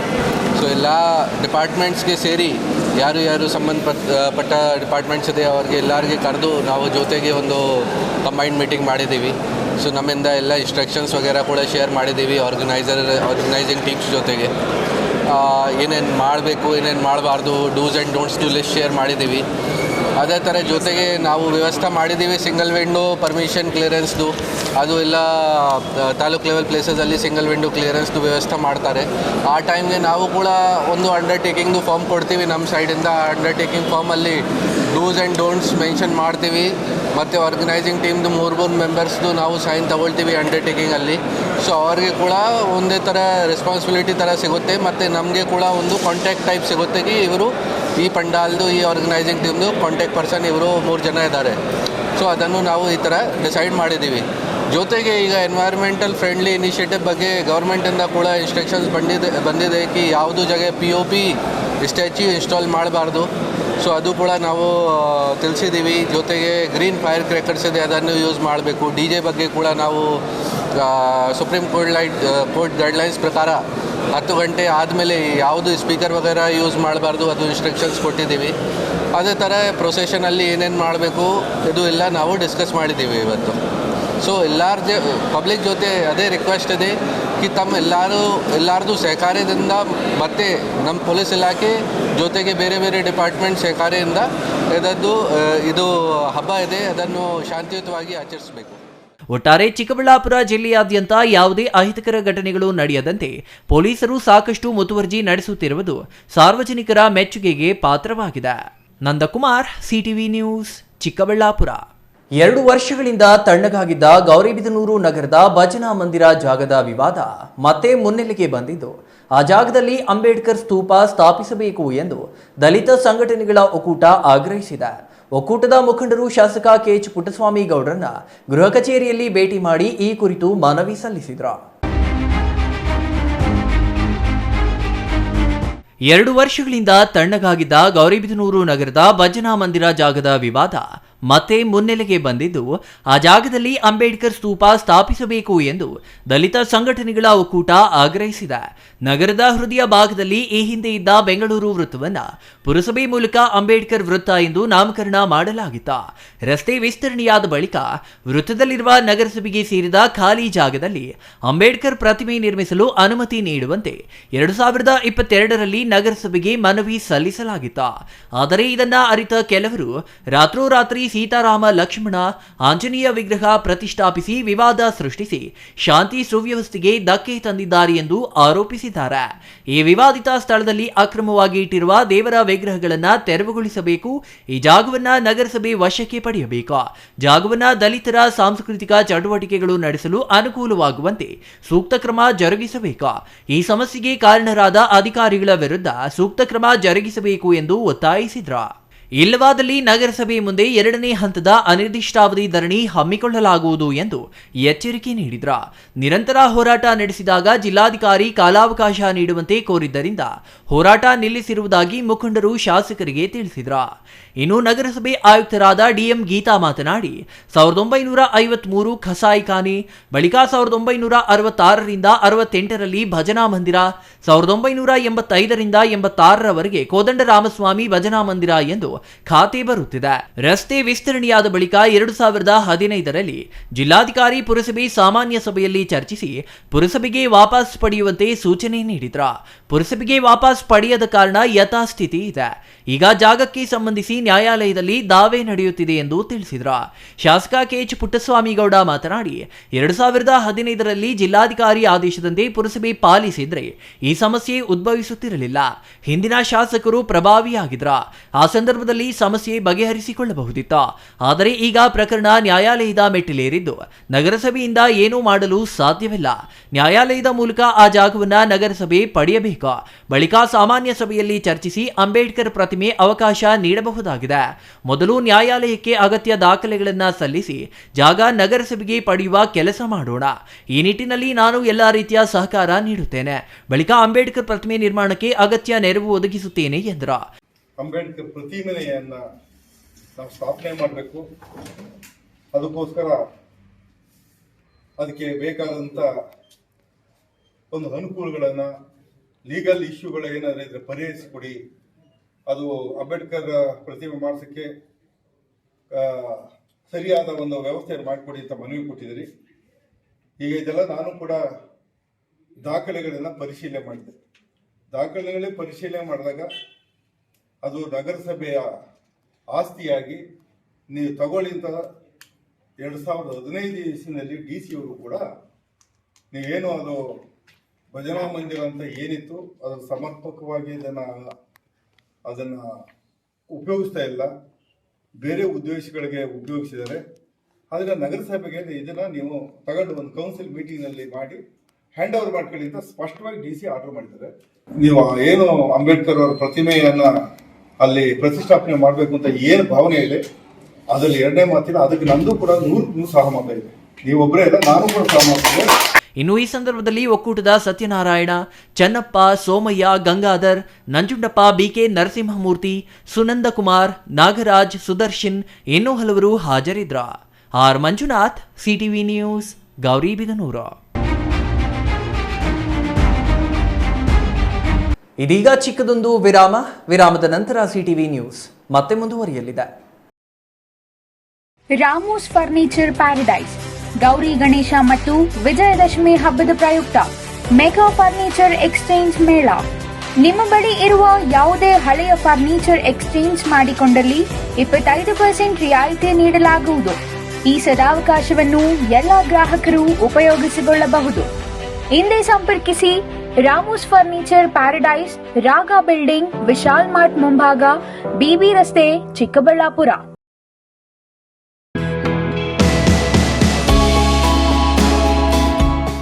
ಶ್ರೀ ಚಾಮವಿ ಪಾರ್ಟಿ ಹಾಲ್, 4ನೇ ಮಹಡಿ, ಶ್ರೀ ಚಾಮವಿ ಕಾಂಪ್ಲೆಕ್ಸ್, ಗೆರಿಯಾ ಶೋರೂಮ್ನ ಮೇಲೆ, ನಂಬರ್ 232T, ಬಿಬಿ ರಸ್ತೆ, ಚಿಕ್ಕಬಳ್ಳಾಪುರ. ನಿಮ್ಮ ಎಲ್ಲ ಶುಭ ಕಾರ್ಯಗಳಿಗೆ ಸುಸಜ್ಜಿತ ಪಾರ್ಟಿ ಹಾಲ್ ಚಿಕ್ಕಬಳ್ಳಾಪುರದಲ್ಲಿ ಸಿದ್ಧ. ಹುಟ್ಟುಹಬ್ಬ, ನಾಮಕರಣ, ಕಾರ್ಯಕ್ರಮ ಯಾವುದೇ ಇರಲಿ, ನಿಮ್ಮ ನಿರೀಕ್ಷೆಗೆ ತಕ್ಕ ಪಾರ್ಟಿ ಹಾಲ್. ನಮ್ಮಲ್ಲಿ ದೊರೆಯುವ ಸೌಲಭ್ಯಗಳು: ವಿಶಾಲವಾದ ಪಾರ್ಟಿ ಹಾಲ್, ಒಂದು ಡೈನಿಂಗ್ ಹಾಲ್, ಮಾಡರ್ನ್ ಅಡುಗೆ ಕೋಣೆ, 300 ಅತಿಥಿಗಳ ಆಸನ ಸಾಮರ್ಥ್ಯ, 2 ಕೊಠಡಿಗಳು ಸಸ್ಯಾಹಾರಿಗಳಿಗೆ ಮಾತ್ರ. ಎಸಿ ಕೇಂದ್ರೀಕೃತ ಪಾರ್ಟಿ ಹಾಲ್, ಪ್ರೊಜೆಕ್ಟರ್ ಮತ್ತು ಪರದೆಯೊಂದಿಗೆ ಸಿದ್ಧವಾಗಿದೆ. ಎಐ ಸ್ಪೀಕರ್ಗಳಿಂದ ಆವೃತ, ಲಿಫ್ಟ್ ಕೂಡ ಲಭ್ಯವಿದೆ. 100 ಕಾರ್ಗಳಿಗೆ ಪಾರ್ಕಿಂಗ್ ವ್ಯವಸ್ಥೆ, ಪವರ್ ಬ್ಯಾಕಪ್, ಜನರೇಟರ್ ಲಭ್ಯ. ಕೂಡಲೇ ಸಂಪರ್ಕಿಸಿ 9916161691 9739702077.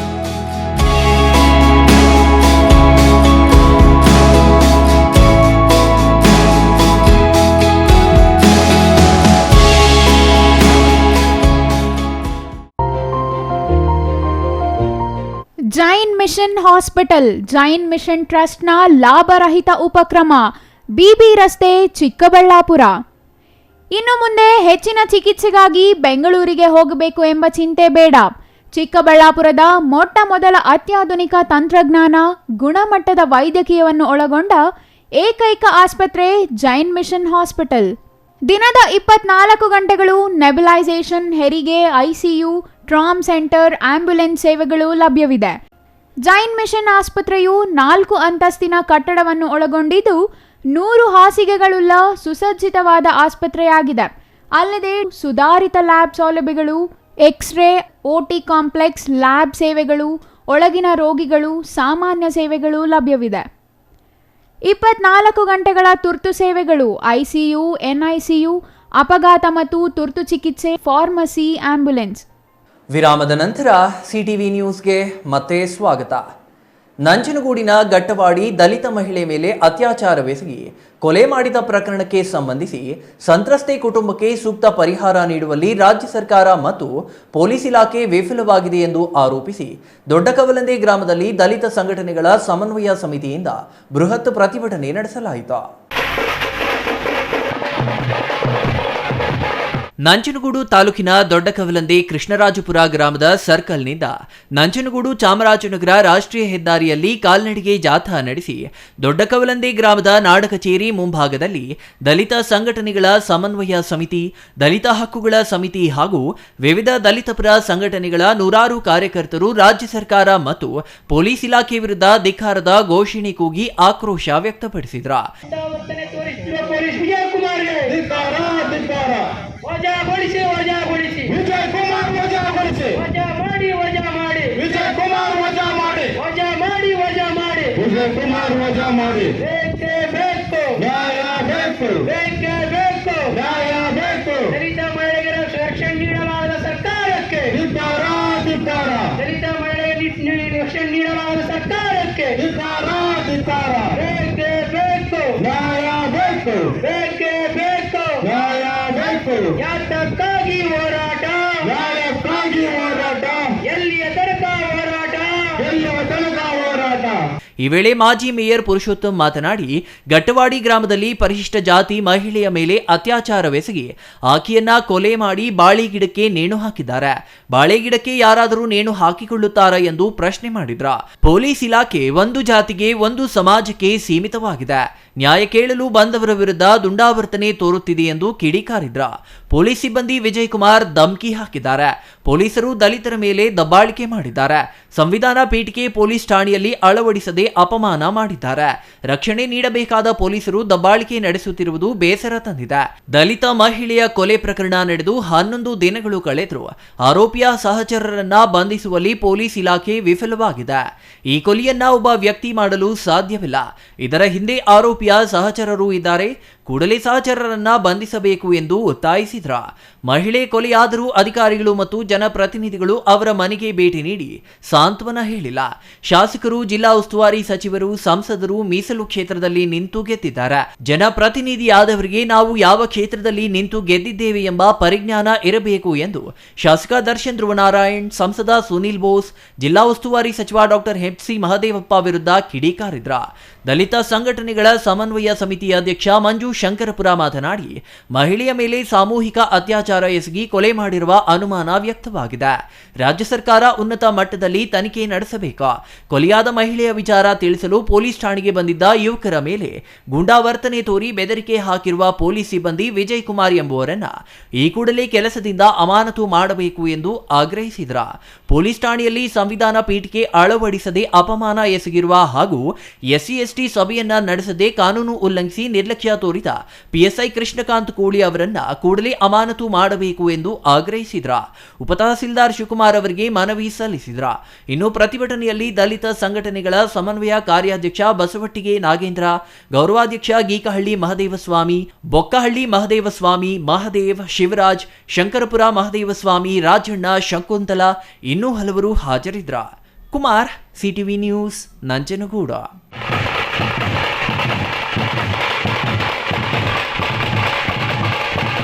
ಬೀದರ್ ಜಿಲ್ಲೆಯಾದ್ಯಂತ ನಿನ್ನೆ ರಾತ್ರಿ ಸುರಿದ ಧಾರಾಕಾರ ಮಳೆಯಿಂದಾಗಿ ಬ್ರಿಮ್ಸ್ನಲ್ಲಿ ವಿದ್ಯುತ್ ಕೈಕೊಟ್ಟು ತೀವ್ರ ಪರದಾಟ ಎದುರಾಗಿದೆ.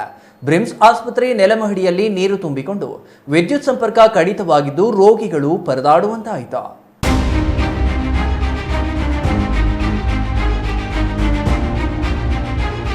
ಬೀದರ್ ಜಿಲ್ಲೆಯಾದ್ಯಂತ ನಿನ್ನೆ ರಾತ್ರಿ ಸುರಿದ ಧಾರಾಕಾರ ಮಳೆಯಿಂದಾಗಿ ಬ್ರಿಮ್ಸ್ನಲ್ಲಿ ವಿದ್ಯುತ್ ಕೈಕೊಟ್ಟು ತೀವ್ರ ಪರದಾಟ ಎದುರಾಗಿದೆ.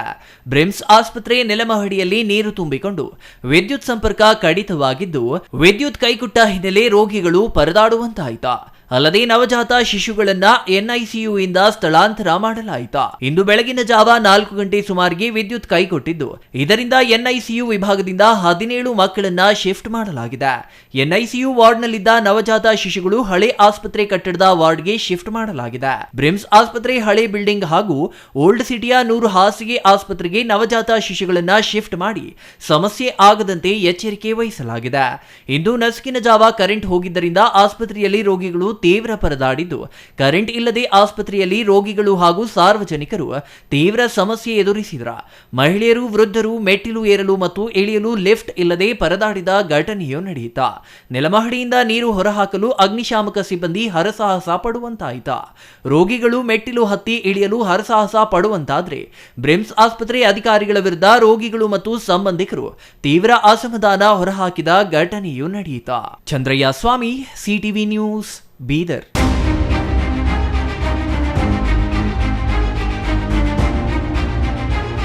ಶಿಡ್ಲಘಟ್ಟ ನಗರದ ಸ್ತ್ರೀಶಕ್ತಿ ಭವನದಲ್ಲಿ ತಾಲೂಕು ಆಡಳಿತ, ತಾಲೂಕು ಪಂಚಾಯಿತಿ ಮತ್ತು ಶಿಶು ಮತ್ತು ಮಕ್ಕಳ ಅಭಿವೃದ್ಧಿ ಯೋಜನೆ ಇಲಾಖೆ ಸಹಕಾರದಲ್ಲಿ 2024-25ನೇ ಸಾಲಿನ ಪೋಷಣ್ ಮಾಸಾಚರಣೆ ಹಮ್ಮಿಕೊಳ್ಳಲಾಗಿತ್ತು.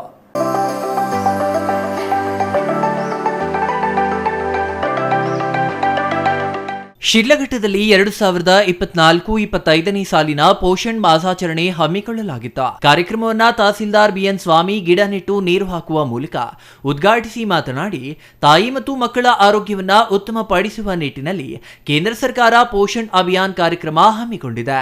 ಇದರ ಭಾಗವಾಗಿ ಸಾರ್ವಜನಿಕರಿಗೆ ಮಾಹಿತಿ ನೀಡುವ ಉದ್ದೇಶದಿಂದ ಹಲವು ಜಾಗೃತಿ ಕಾರ್ಯಕ್ರಮಗಳನ್ನು ಆಯೋಜಿಸಲಾಗುತ್ತಿದೆ ಎಂದರು. ಡಾಕ್ಟರ್ ವೆಂಕಟೇಶ ಮೂರ್ತಿ ಮಾತನಾಡಿ, ಈ ಕಾರ್ಯಕ್ರಮ ಒಂದು ದಿನಕ್ಕೆ ಸೀಮಿತವಾಗದೆ ವರ್ಷಪೂರ್ತಿ ವಿವಿಧ ಕಾರ್ಯಕ್ರಮಗಳ ಮೂಲಕ ಗರ್ಭಿಣಿಯರು, ತಾಯಂದಿರಲ್ಲಿ ಪೌಷ್ಟಿಕ ಆಹಾರ ಸೇವನೆ ಕುರಿತು ಅಧಿಕಾರಿಗಳು ಮತ್ತು ಸಿಬ್ಬಂದಿ ಜಾಗೃತಿ ಮೂಡಿಸಬೇಕು ಎಂದರು. ನಿತ್ಯ ಮಗುವಿನ ಆಹಾರ ನೀಡುವ ವಿಧಾನ, ತಾಯಿಯ ಎದೆಹಾಲಿನ ಪ್ರಾಮುಖ್ಯತೆ, ರೋಗ ನಿರೋಧಕ ಶಕ್ತಿ ಹೆಚ್ಚಿಸಲು ಮತ್ತು ಇತರೆ ಉಪ ಆಹಾರಗಳನ್ನು ನೀಡುವ ವಿಧಾನಗಳ ಬಗ್ಗೆ ತಿಳಿಸಿಕೊಡಬೇಕು ಎಂದರು. ಒಂದು ನಿಮ್ಮದು ಮತ್ತೆ ನಮ್ಮ ಒಂದು ಇಲಾಖೆಯ ಕರ್ತವ್ಯ ಏನು ಅಂತಂದ್ರೆ, ಒಂದು ಮಗು ಹುಟ್ಟಿದಾಗಿಂದ ಹಿಡಿದು 19 ವರ್ಷ ಏನು ಟೀನೇಜ್ ಅಂತ ಏನು ಪ್ರೌಢಾವಸ್ಥೆಯನ್ನು ಮುಗಿಯುತ್ತೋ ಅಲ್ಲಿವರೆಗೂ ನಾವು ಚೆನ್ನಾಗಿ ಅವರನ್ನು ನೋಡ್ಕೊಂಡಾದ್ರೆ ಮುಂದೆ ಅವರು ಒಳ್ಳೆಯ ಆರೋಗ್ಯವಂತ ಪ್ರಜೆಯಾಗಿ ಹೊಂದ್ತಾರೆ. ಮಗು ಹುಟ್ಟಿದ ತಕ್ಷಣನೇ ಅರ್ಧ ಗಂಟೆ ಒಳಗಡೆ ತಾಯಿಯ ಎದೆ ಹಾಲನ್ನು ಕುಡಿಸ್ಬೇಕು. ಯಾಕೆ? ಅದರಲ್ಲಿರುವಂಥ ಪೌಷ್ಟಿಕಾಂಶ ಭರಿತ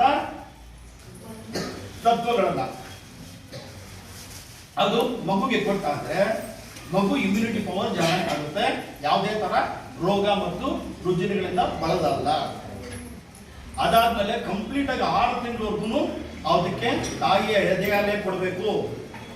ತಾಯಿಯ ಎದೆ ಹಾಲು ಜೊತೆಗೆ 6 ತಿಂಗಳಾದ್ಮೇಲೂ ಬೇರೆ ಪೂರಕ ಆಹಾರವನ್ನು ಕೊಟ್ಟರು ಈ ತಾಯಿಯ ಎದೆ ಹಾಲನ್ನ ಬಿಡಬಾರ್ದು. ಇನ್ನು ಕಾರ್ಯಕ್ರಮದಲ್ಲಿ ಶಿಶು ಅಭಿವೃದ್ಧಿ ಇಲಾಖೆ ಜಿಲ್ಲಾ ನಿರೂಪಣೆಕಾರ ರಮೇಶ್, ಇಒ ಹೇಮಾವತಿ, ಸಿಡಿಪಿಒ ವಿದ್ಯಾ, ಶಿವಪ್ಪ, ಮೇಲ್ವಿಚಾರಕರು ಶಶಿಕಲಾ, ಆರೋಗ್ಯ ಇಲಾಖೆ ದೇವರಾಜ್ ಹಾಗೂ ಇಲಾಖೆ ಸಿಬ್ಬಂದಿ ಹಾಜರಿದ್ರ.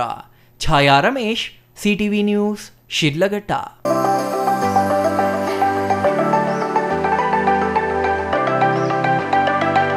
ನಂಜನಗೂಡು ನಗರದ ತಾಲೂಕು ಆಡಳಿತ ಭವನದ ಬಳಿ ಗೌತಮ ಬುದ್ಧ ಸಾಮಾಜಿಕ ಸೇವಾ ಟ್ರಸ್ಟ್ ಅನ್ನು ಬುದ್ಧನ ಪ್ರತಿಮೆಗೆ ಪುಷ್ಪಾರ್ಚನೆ ಸಲ್ಲಿಸಿ ವೇದಿಕೆ ಕಾರ್ಯಕ್ರಮವನ್ನು ಶಾಸಕ ದರ್ಶನ್ ಧ್ರುವನಾರಾಯಣ್ ಉದ್ಘಾಟಿಸಿದರು.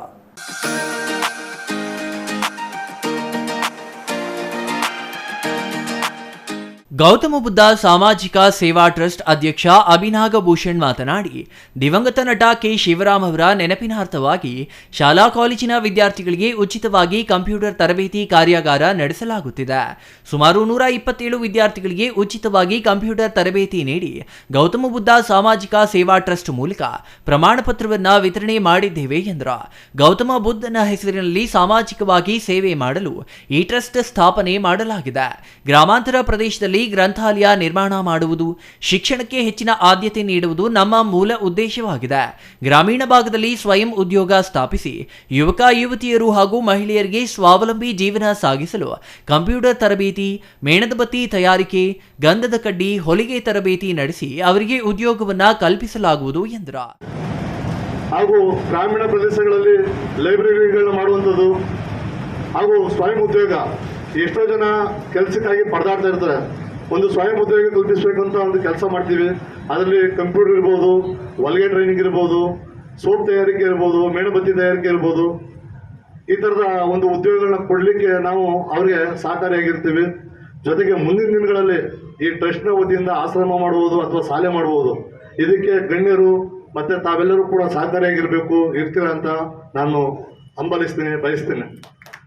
ಉಚಿತ ಕಂಪ್ಯೂಟರ್ ತರಬೇತಿ ಪಡೆದ 127 ವಿದ್ಯಾರ್ಥಿಗಳಿಗೆ ಶಾಸಕ ದರ್ಶನ್ ಧ್ರುವನಾರಾಯಣ್ ಪ್ರಮಾಣ ಪತ್ರಗಳನ್ನು ವಿತರಿಸಿ ಮಾತನಾಡಿ, ಅಭಿ ನಾಗಭೂಷಣ್ ಅವರು ತಮ್ಮದೇ ಸ್ವಂತ ಖರ್ಚಿನಲ್ಲಿ ಸಮಾಜ ಸೇವೆಯಲ್ಲಿ ತೊಡಗಿಸಿಕೊಂಡು ತಾಲೂಕಿನ ನಮ್ಮ ವಿದ್ಯಾರ್ಥಿಗಳಿಗೆ ಉಚಿತವಾಗಿ ಕಂಪ್ಯೂಟರ್ ತರಬೇತಿ ನಡೆಸಿಕೊಂಡು ಬರುತ್ತಿದ್ದಾರೆ. ನೂತನವಾಗಿ ಸ್ಥಾಪಿಸಿರುವ ಗೌತಮ ಬುದ್ಧ ಸಾಮಾಜಿಕ ಸೇವಾ ಟ್ರಸ್ಟ್ ಕೇವಲ ಶಿಕ್ಷಣಕ್ಕೆ ಸೀಮಿತವಾಗದೆ ಎಲ್ಲಾ ಕ್ಷೇತ್ರದಲ್ಲೂ ಗುರುತಿಸಿಕೊಂಡು ತಮ್ಮದೇ ಸೇವೆಯನ್ನ ಸಮಾಜಕ್ಕೆ ನೀಡಬೇಕು ಎಂದು ಸಲಹೆ ನೀಡಿದ್ರ. ಇನ್ನು ಈ ಸಂದರ್ಭದಲ್ಲಿ ಕೊಳ್ಳೇಗಾಲ ಚೇತವನ ವಿಹಾರದ ಮನೋರಕ್ಷಿತಾ ಬಂತೇಜಿ, ಗುತ್ತಿಗೆದಾರ ಪದ್ಮನಾಭರಾವ್, ಮಾಜಿ ಶಾಸಕ ಕಳಲಿ ಕೇಶವಮೂರ್ತಿ, ದಲಿತ ಸಂಘಟನೆಗಳ ಒಕ್ಕೂಟದ ಅಧ್ಯಕ್ಷ ನಗರ್ಲೆ ಎಂ ವಿಜಯಕುಮಾರ್, ಪ್ರತಿಧ್ವನಿ ವೇದಿಕೆ ಅಧ್ಯಕ್ಷ ತ್ರಿನೇಶ್, ರೈತ ಸಂಘದ ಅಧ್ಯಕ್ಷ ಸತೀಶ್ ಇನ್ನೂ ಹಲವರು ಹಾಜರಿದ್ರ. Kumar, CTV news, ನಂಜನಗೂಡ.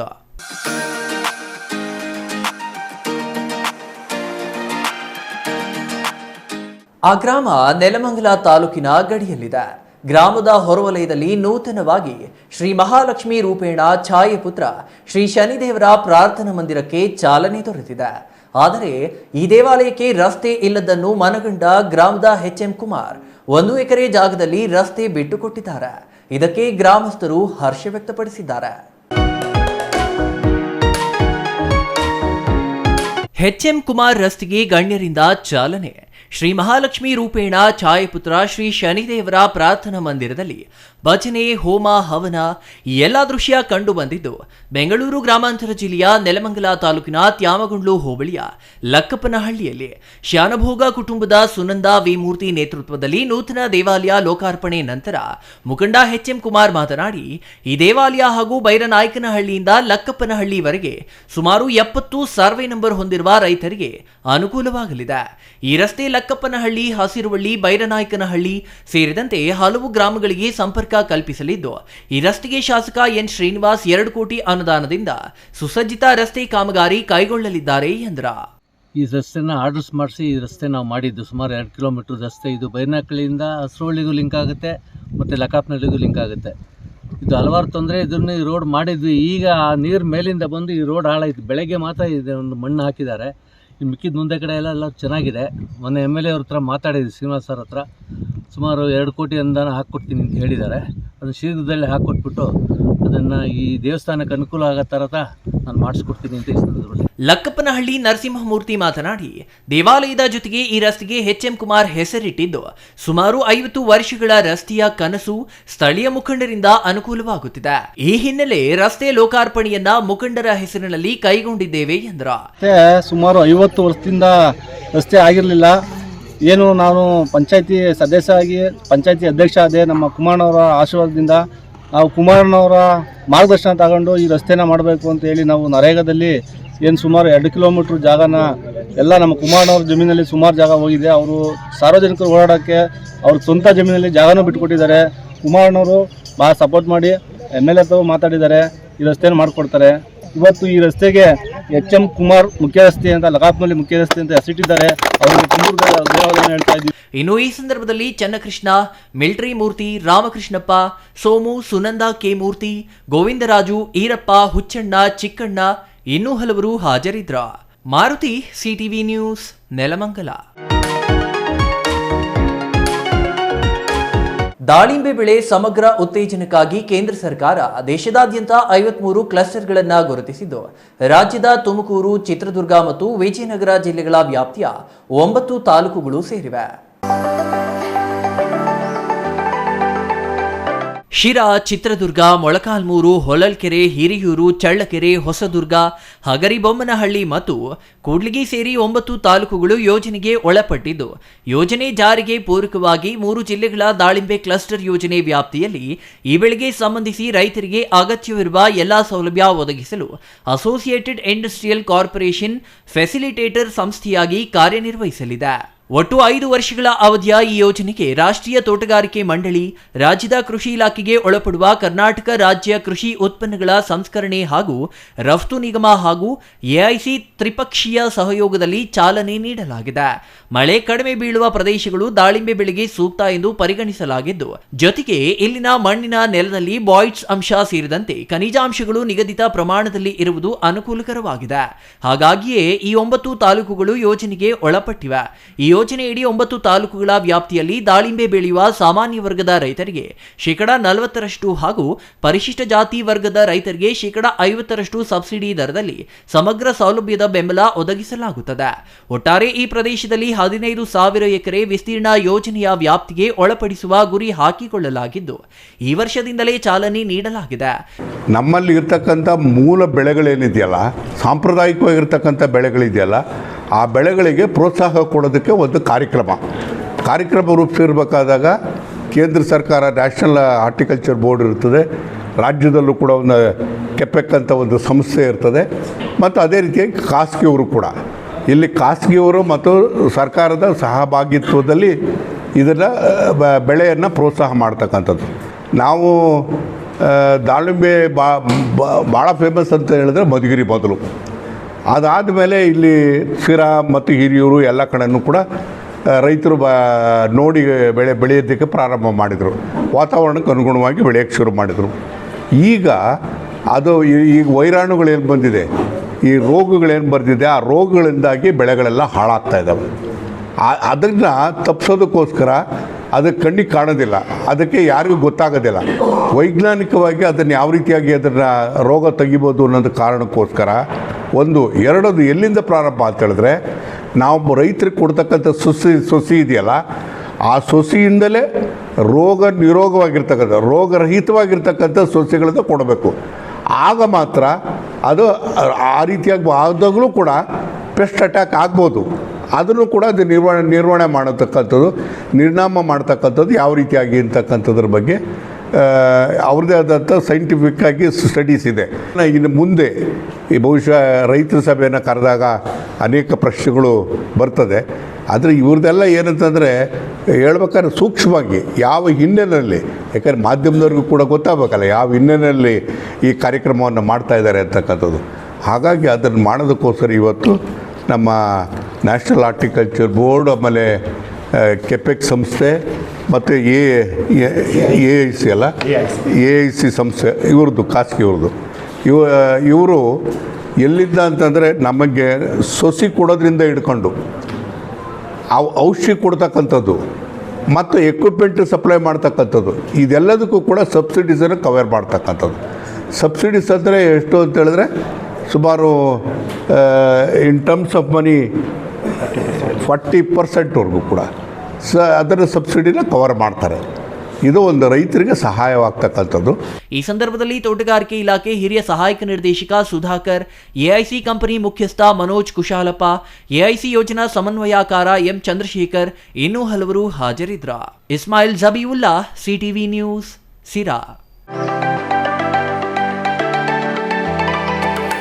ಬಸವಕಲ್ಯಾಣ ತಾಲೂಕಿನ ಗುಣತೀರ್ಥವಾಡಿ ಗ್ರಾಮದ ಯುವತಿಯೊಬ್ಬಳನ್ನ ಭೀಕರವಾಗಿ ಕೊಲೆ ಮಾಡಿ ಪೊದೆಗಳಲ್ಲಿ ಶವ ಬಿಸಾಡಿರುವ ಘಟನೆಗೆ ಸಂಬಂಧಿಸಿದ ಆರೋಪಿಗಳ ವಿರುದ್ಧ ಕಾನೂನು ಕ್ರಮ ಕೈಗೊಳ್ಳುವಂತೆ ಒತ್ತಾಯಿಸಿ ಅಖಿಲ ಭಾರತ ವಿದ್ಯಾರ್ಥಿ ಪರಿಷತ್ ಮತ್ತು ಬಿಜೆಪಿ ಮಹಿಳಾ ಮೋರ್ಚಾ ಬೀದರ್ ನಗರದಲ್ಲಿ ಬೃಹತ್ ಪ್ರತಿಭಟನೆ ನಡೆಸಿತು. ಬಸವಕಲ್ಯಾಣ ತಾಲೂಕಿನ ಗುಂಡೂರು ಗ್ರಾಮದ 18 ವರ್ಷದ ಯುವತಿಯೊಬ್ಬಳು ಕೊಲೆಯಾಗಿದ್ದು, ಈಕೆಯ ಪಾಲಕರು ಕಳೆದ ಕೆಲ ವರ್ಷಗಳಿಂದ ಗುಣತೀರ್ಥವಾಡಿ ಗ್ರಾಮದಲ್ಲಿ ಉಳಿದು ಕೂಲಿ ಕಾರ್ಮಿಕರಾಗಿ ಕೆಲಸ ಮಾಡಿ ಜೀವನ ನಡೆಸುತ್ತಿದ್ದಾರೆ. ಕಳೆದ 3 ದಿನಗಳ ಹಿಂದೆ ರಾತ್ರಿ ವೇಳೆ ಈಕೆ ಮನೆಯಿಂದ ನಾಪತ್ತೆಯಾಗಿದ್ದು, ಭಾನುವಾರ ಬೆಳಿಗ್ಗೆ 11ರ ಸುಮಾರಿಗೆ ಗ್ರಾಮದ ಸರ್ಕಾರಿ ಶಾಲೆ ಪಕ್ಕದ ಪೊದೆಯಲ್ಲಿ ಶವವಾಗಿ ಪತ್ತೆಯಾಗಿದ್ದಾಳೆ. ಯುವತಿ ಶವ ಬಹುತೇಕ ವಿವಸ್ತ್ರವಾಗಿದ್ದು, ಹಲವು ಅನುಮಾನಗಳಿಗೆ ಎಡೆ ಮಾಡಿದೆ.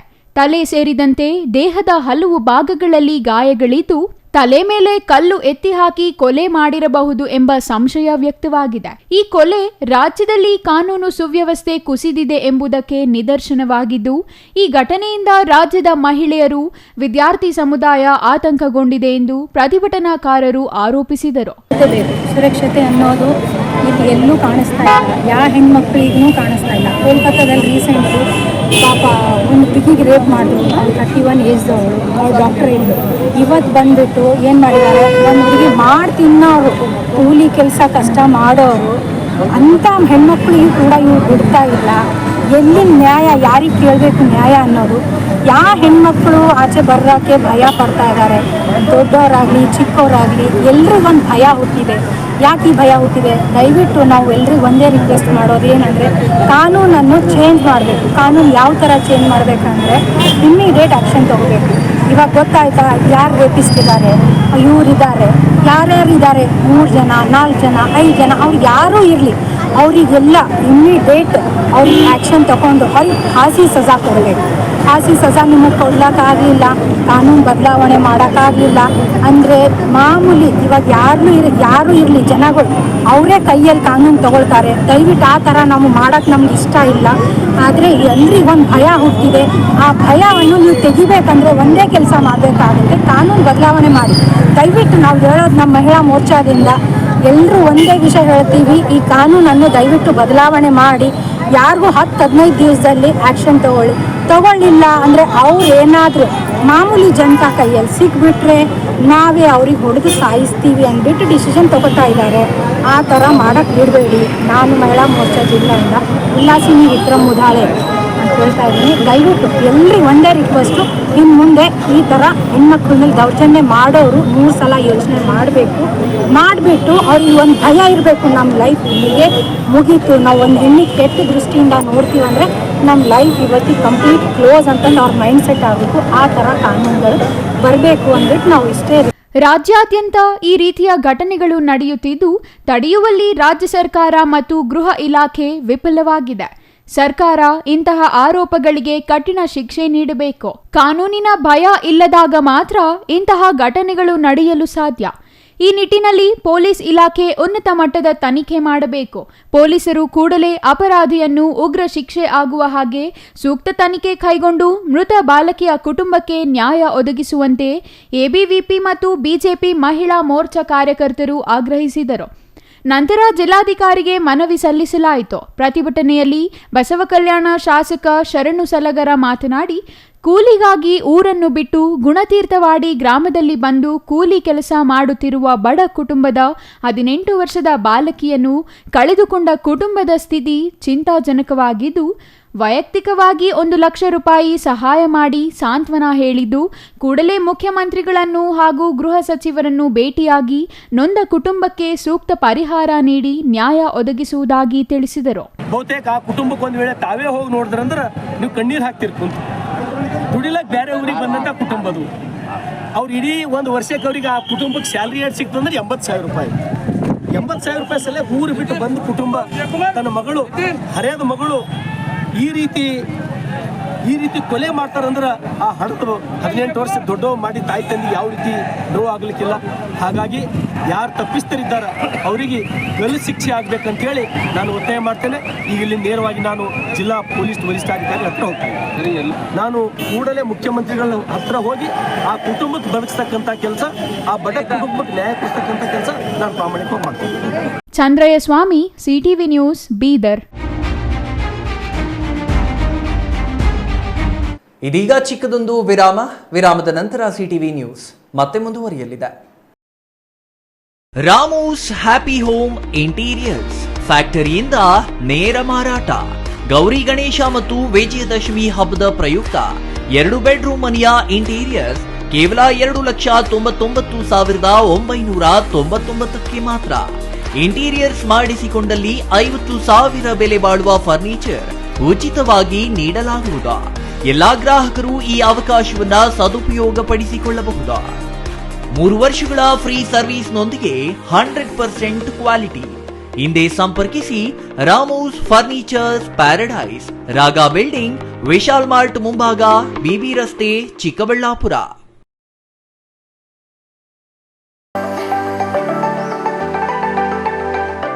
Shri Manjunatha hardware and innovations 22 ವರ್ಷಗಳಿಂದ ಮಾರುಕಟ್ಟೆಯಲ್ಲಿ ಸುದೀರ್ಘ ಪಯಣ ಮತ್ತು ಗ್ರಾಹಕ ಹಾಗೂ ಎಂಜಿನಿಯರಿಂಗ್ಗಳ ನಂಬಿಕೆಯ ಆಯ್ಕೆ. ಅತ್ಯುತ್ತಮ ಗುಣಮಟ್ಟ, ಪ್ರಾಮಾಣಿಕ ಬೆಲೆ. Engineer choices, architect choices, corporates house owners, carpenter choices, hardware dealers ಹಾಗೂ ಇನ್ನಿತರರಿಗೆ ಹೋಲ್ಸೇಲ್ ದರದಲ್ಲಿ ಸಿಗುವ ಸ್ಥಳವೇ ಶ್ರೀ ಮಂಜುನಾಥ ಹಾರ್ಡ್ವೇರ್ ಮತ್ತು ಇನ್ನೋವೇಷನ್ಸ್. ವಿವಿಧ ರೀತಿಯ ವಿನ್ಯಾಸಗಳುಳ್ಳ ಡೆಕೋರೇಟಿವ್, ಪ್ರೊಟೆಕ್ಟಿವ್, ಫಂಕ್ಷನಲ್ ಹಾಗೂ ಉತ್ತಮ ದರದಲ್ಲಿ ಗುಣಮಟ್ಟದ ಹಾರ್ಡ್ವೇರ್ ವಸ್ತುಗಳು ನಮ್ಮಲ್ಲಿ ದೊರಕುತ್ತದೆ. ವಿಳಾಸ: ರಿಲಯನ್ಸ್ ಪೆಟ್ರೋಲ್ ಬಂಕ್ ಹತ್ತಿರ, ಬಿಬಿ ರಸ್ತೆ, ಚಿಕ್ಕಬಳ್ಳಾಪುರ.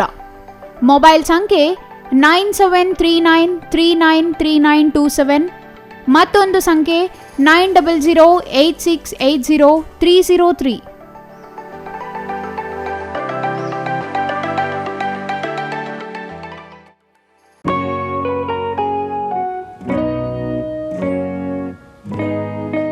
ಸ್ಕೈ ಮಹಿಳಾ ಅಡ್ಡ ವುಮೆನ್ಸ್ ಶೋರೂಮ್ ಬದಲಾದ ವಿಳಾಸದಲ್ಲಿ, ಗೌರಿಬಿದನೂರು ರಸ್ತೆ, ರೆಡ್ಡಿ ಎಲೆಕ್ಟ್ರಾನಿಕ್ಸ್ ಹತ್ತಿರ, ಚಿಕ್ಕಬಳ್ಳಾಪುರ ಟೌನ್. ಮೊಬೈಲ್ ಸಂಖ್ಯೆ 9916533636. 15 ವರ್ಷ ಮೇಲ್ಪಟ್ಟ ಮಹಿಳೆಯರಿಗೆ ಬೇಕಾದ ಎಲ್ಲ ತರಹದ ಬಟ್ಟೆಗಳು ಒಂದೇ ಮಳಿಗೆಯಲ್ಲಿ ಲಭ್ಯ. ಉತ್ತಮ ಗುಣಮಟ್ಟದ ಅತ್ಯಾಧುನಿಕ ಬಟ್ಟೆಗಳಿಗಾಗಿ ಭೇಟಿ ಕೊಡಿ. ಸ್ಕೈ ಮಹಿಳಾ ಅಡ್ಡ ನಿಮಗಾಗಿ ಇದೆ. 1-2 ಪೀಸ್ ಕೊಂಡರೂ ಹೋಲ್ಸೇಲ್ ದರದಲ್ಲಿ ನೀಡುತ್ತೇವೆ. ಎಲ್ಲ ತರಹದ ಆಕರ್ಷಣೀಯ ಸೀರೆಗಳು, ಮನಮೆಚ್ಚುವಂತಹ ಸೀರೆಗಳು, ಟಾಪ್ಸ್, ಲೆಗಿನ್ಸ್, ರೆಡಿ ಡ್ರೆಸ್ಸಸ್, ಮಹಿಳೆಯರ ಒಳ ಉಡುಪುಗಳು ಲಭ್ಯ. ಮತ್ಯಾಕೆ ತಡ, ಒಮ್ಮೆ ಭೇಟಿ ಕೊಡಿ. ಸ್ಕೈ ಮಹಿಳಾ ಅಡ್ಡ, ಗೌರಿಬಿದನೂರು ರಸ್ತೆ, ರೆಡ್ಡಿ ಎಲೆಕ್ಟ್ರಾನಿಕ್ಸ್ ಹತ್ತಿರ, ಚಿಕ್ಕಬಳ್ಳಾಪುರ ಟೌನ್. ಮೊಬೈಲ್ ಸಂಖ್ಯೆ 9916533636.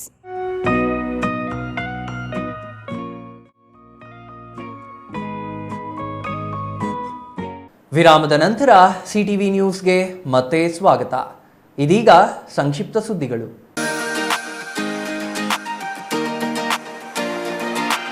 ಮಹಿಳೆಯರು ಸರ್ಕಾರದ ಸೌಲಭ್ಯಗಳನ್ನು ಸದುಪಯೋಗ ಪಡಿಸಿಕೊಳ್ಳಬೇಕೆಂದು ಶಾಸಕ ಎಸ್ಎನ್ ಸುಬ್ಬಾರೆಡ್ಡಿ ತಿಳಿಸಿದರು. ಬಾಗೇಪಲ್ಲಿ ಪಟ್ಟಣದ ತಾಲೂಕು ಪಂಚಾಯಿತಿ ಆವರಣದಲ್ಲಿ ಬುಧವಾರ 2023-24ನೇ ಸಾಲಿನ ದೇವರಾಜ ಅರಸು 7 ಹಿಂದುಳಿದ ವರ್ಗಗಳ ಅಭಿವೃದ್ಧಿ ನಿಗಮದಿಂದ ಅರ್ಹ ಮಹಿಳಾ ಫಲಾನುಭವಿಗಳಿಗೆ ಹೊಲಿಗೆ ಯಂತ್ರಗಳನ್ನು ವಿತರಿಸುವ ಕಾರ್ಯಕ್ರಮ ಆಯೋಜಿಸಲಾಗಿತ್ತು. ಈ ವೇಳೆ ಶಾಸಕ ಎಸ್ಎನ್ ಸುಬ್ಬಾರೆಡ್ಡಿ ಮಾತನಾಡಿ, ದೇವರಾಜ ಅರಸು ಹಿಂದುಳಿದ ವರ್ಗಗಳ ಅಭಿವೃದ್ಧಿ ನಿಗಮದಿಂದ ಹಲವಾರು ಹಿಂದುಳಿದ ವರ್ಗಗಳಿಗೆ ಅನೇಕ ಸೌಲಭ್ಯಗಳನ್ನು ನೀಡಲಾಗುತ್ತಿದೆ. ಮಹಿಳೆಯರು ಆರ್ಥಿಕ ಸ್ವಾವಲಂಬಿ ಜೀವನ ನಡೆಸಲು ಅನುಕೂಲವಾಗುವಂತೆ 36 ಮಂದಿ ಮಹಿಳಾ ಫಲಾನುಭವಿಗಳಿಗೆ ಹೊಲಿಗೆ ಯಂತ್ರಗಳನ್ನು ವಿತರಿಸಲಾಯಿತು. ಪ್ರತಿ ಹೊಲಿಗೆ ಯಂತ್ರ ಸುಮಾರು 18,000 ಮೌಲ್ಯದ್ದಾಗಿದ್ದು ಮಹಿಳೆಯರು ಸದ್ಬಳಕೆ ಮಾಡಿಕೊಳ್ಳಬೇಕೆಂದು ತಿಳಿಸಿದರು. ಇನ್ನು ಈ ಸಂದರ್ಭದಲ್ಲಿ ತಹಸೀಲ್ದಾರ್ ಮನೀಷಾ ಮಹೇಶ್ ಎಸ್ ಪತ್ರಿ, ತಾಲೂಕು ಪಂಚಾಯಿತಿ ಇಒ ರಮೇಶ್, ಸಾಕ್ಷರತಾ ಅಧಿಕಾರಿ ಶಿವಪ್ಪ, ಎಡಿಒ ಯಮನಪ್ಪ, ಜಿಲ್ಲಾ ವ್ಯವಸ್ಥಾಪಕ ಶಿವಾನಂದ ರೆಡ್ಡಿ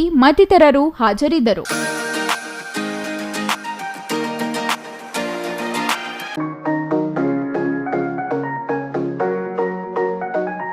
ಸಹೃದಯಿ ಕನ್ನಡ ಸಂಘ ಹಾಗೂ ಶಾಲಾ ಶಿಕ್ಷಣ ಇಲಾಖೆ ಸಹಯೋಗದಲ್ಲಿ ಶಿಕ್ಷಕರ ದಿನಾಚರಣೆ ಪ್ರಯುಕ್ತ ಗುರುನಮನ ಕಾರ್ಯಕ್ರಮವನ್ನ ಅರಸೀಕೆರೆ ನಗರದ ವೆಂಕಟೇಶ್ವರ ಕಲಾಭವನದಲ್ಲಿ ಆಯೋಜಿಸಲಾಗಿತ್ತು. ಕಾರ್ಯಕ್ರಮವನ್ನ ನಗರಸಭೆ ಅಧ್ಯಕ್ಷ ಎಂ ಸಮೀವುಲ್ಲಾ, ತಹಸೀಲ್ದಾರ್ ಸಂತೋಷ್ ಕುಮಾರ್, ಶಿಕ್ಷಣಾಧಿಕಾರಿ ಮೋಹನ್ ಕುಮಾರ್ ಉದ್ಘಾಟಿಸಿದ್ರು. ಇನ್ನು ಕಾರ್ಯಕ್ರಮದಲ್ಲಿ ಉತ್ತಮ ಶಿಕ್ಷಣ ನೀಡಿ ನಿವೃತ್ತಿ ಹೊಂದಿರುವ 5 ಶಿಕ್ಷಕರಿಗೆ ಸನ್ಮಾನಿಸಲಾಯಿತು. ಉತ್ತಮ ನೃತ್ಯ ಪ್ರದರ್ಶನ ಮಾಡಿದ ವಿದ್ಯಾರ್ಥಿಗಳಿಗೆ ಬಹುಮಾನ ವಿತರಿಸಲಾಯಿತು. ಇನ್ನು ಈ ಸಂದರ್ಭದಲ್ಲಿ ಪಡವನಹಳ್ಳಿ ಶಿವಣ್ಣ, ಅನ್ನಪೂರ್ಣ, ಕೆವಿಎನ್ ಶಿವಕುಮಾರ್, ದರ್ಶನ್, ಶೋಭಾ ಮನೋಜ್ ಇನ್ನೂ ಹಲವರು ಹಾಜರಿದ್ದರು.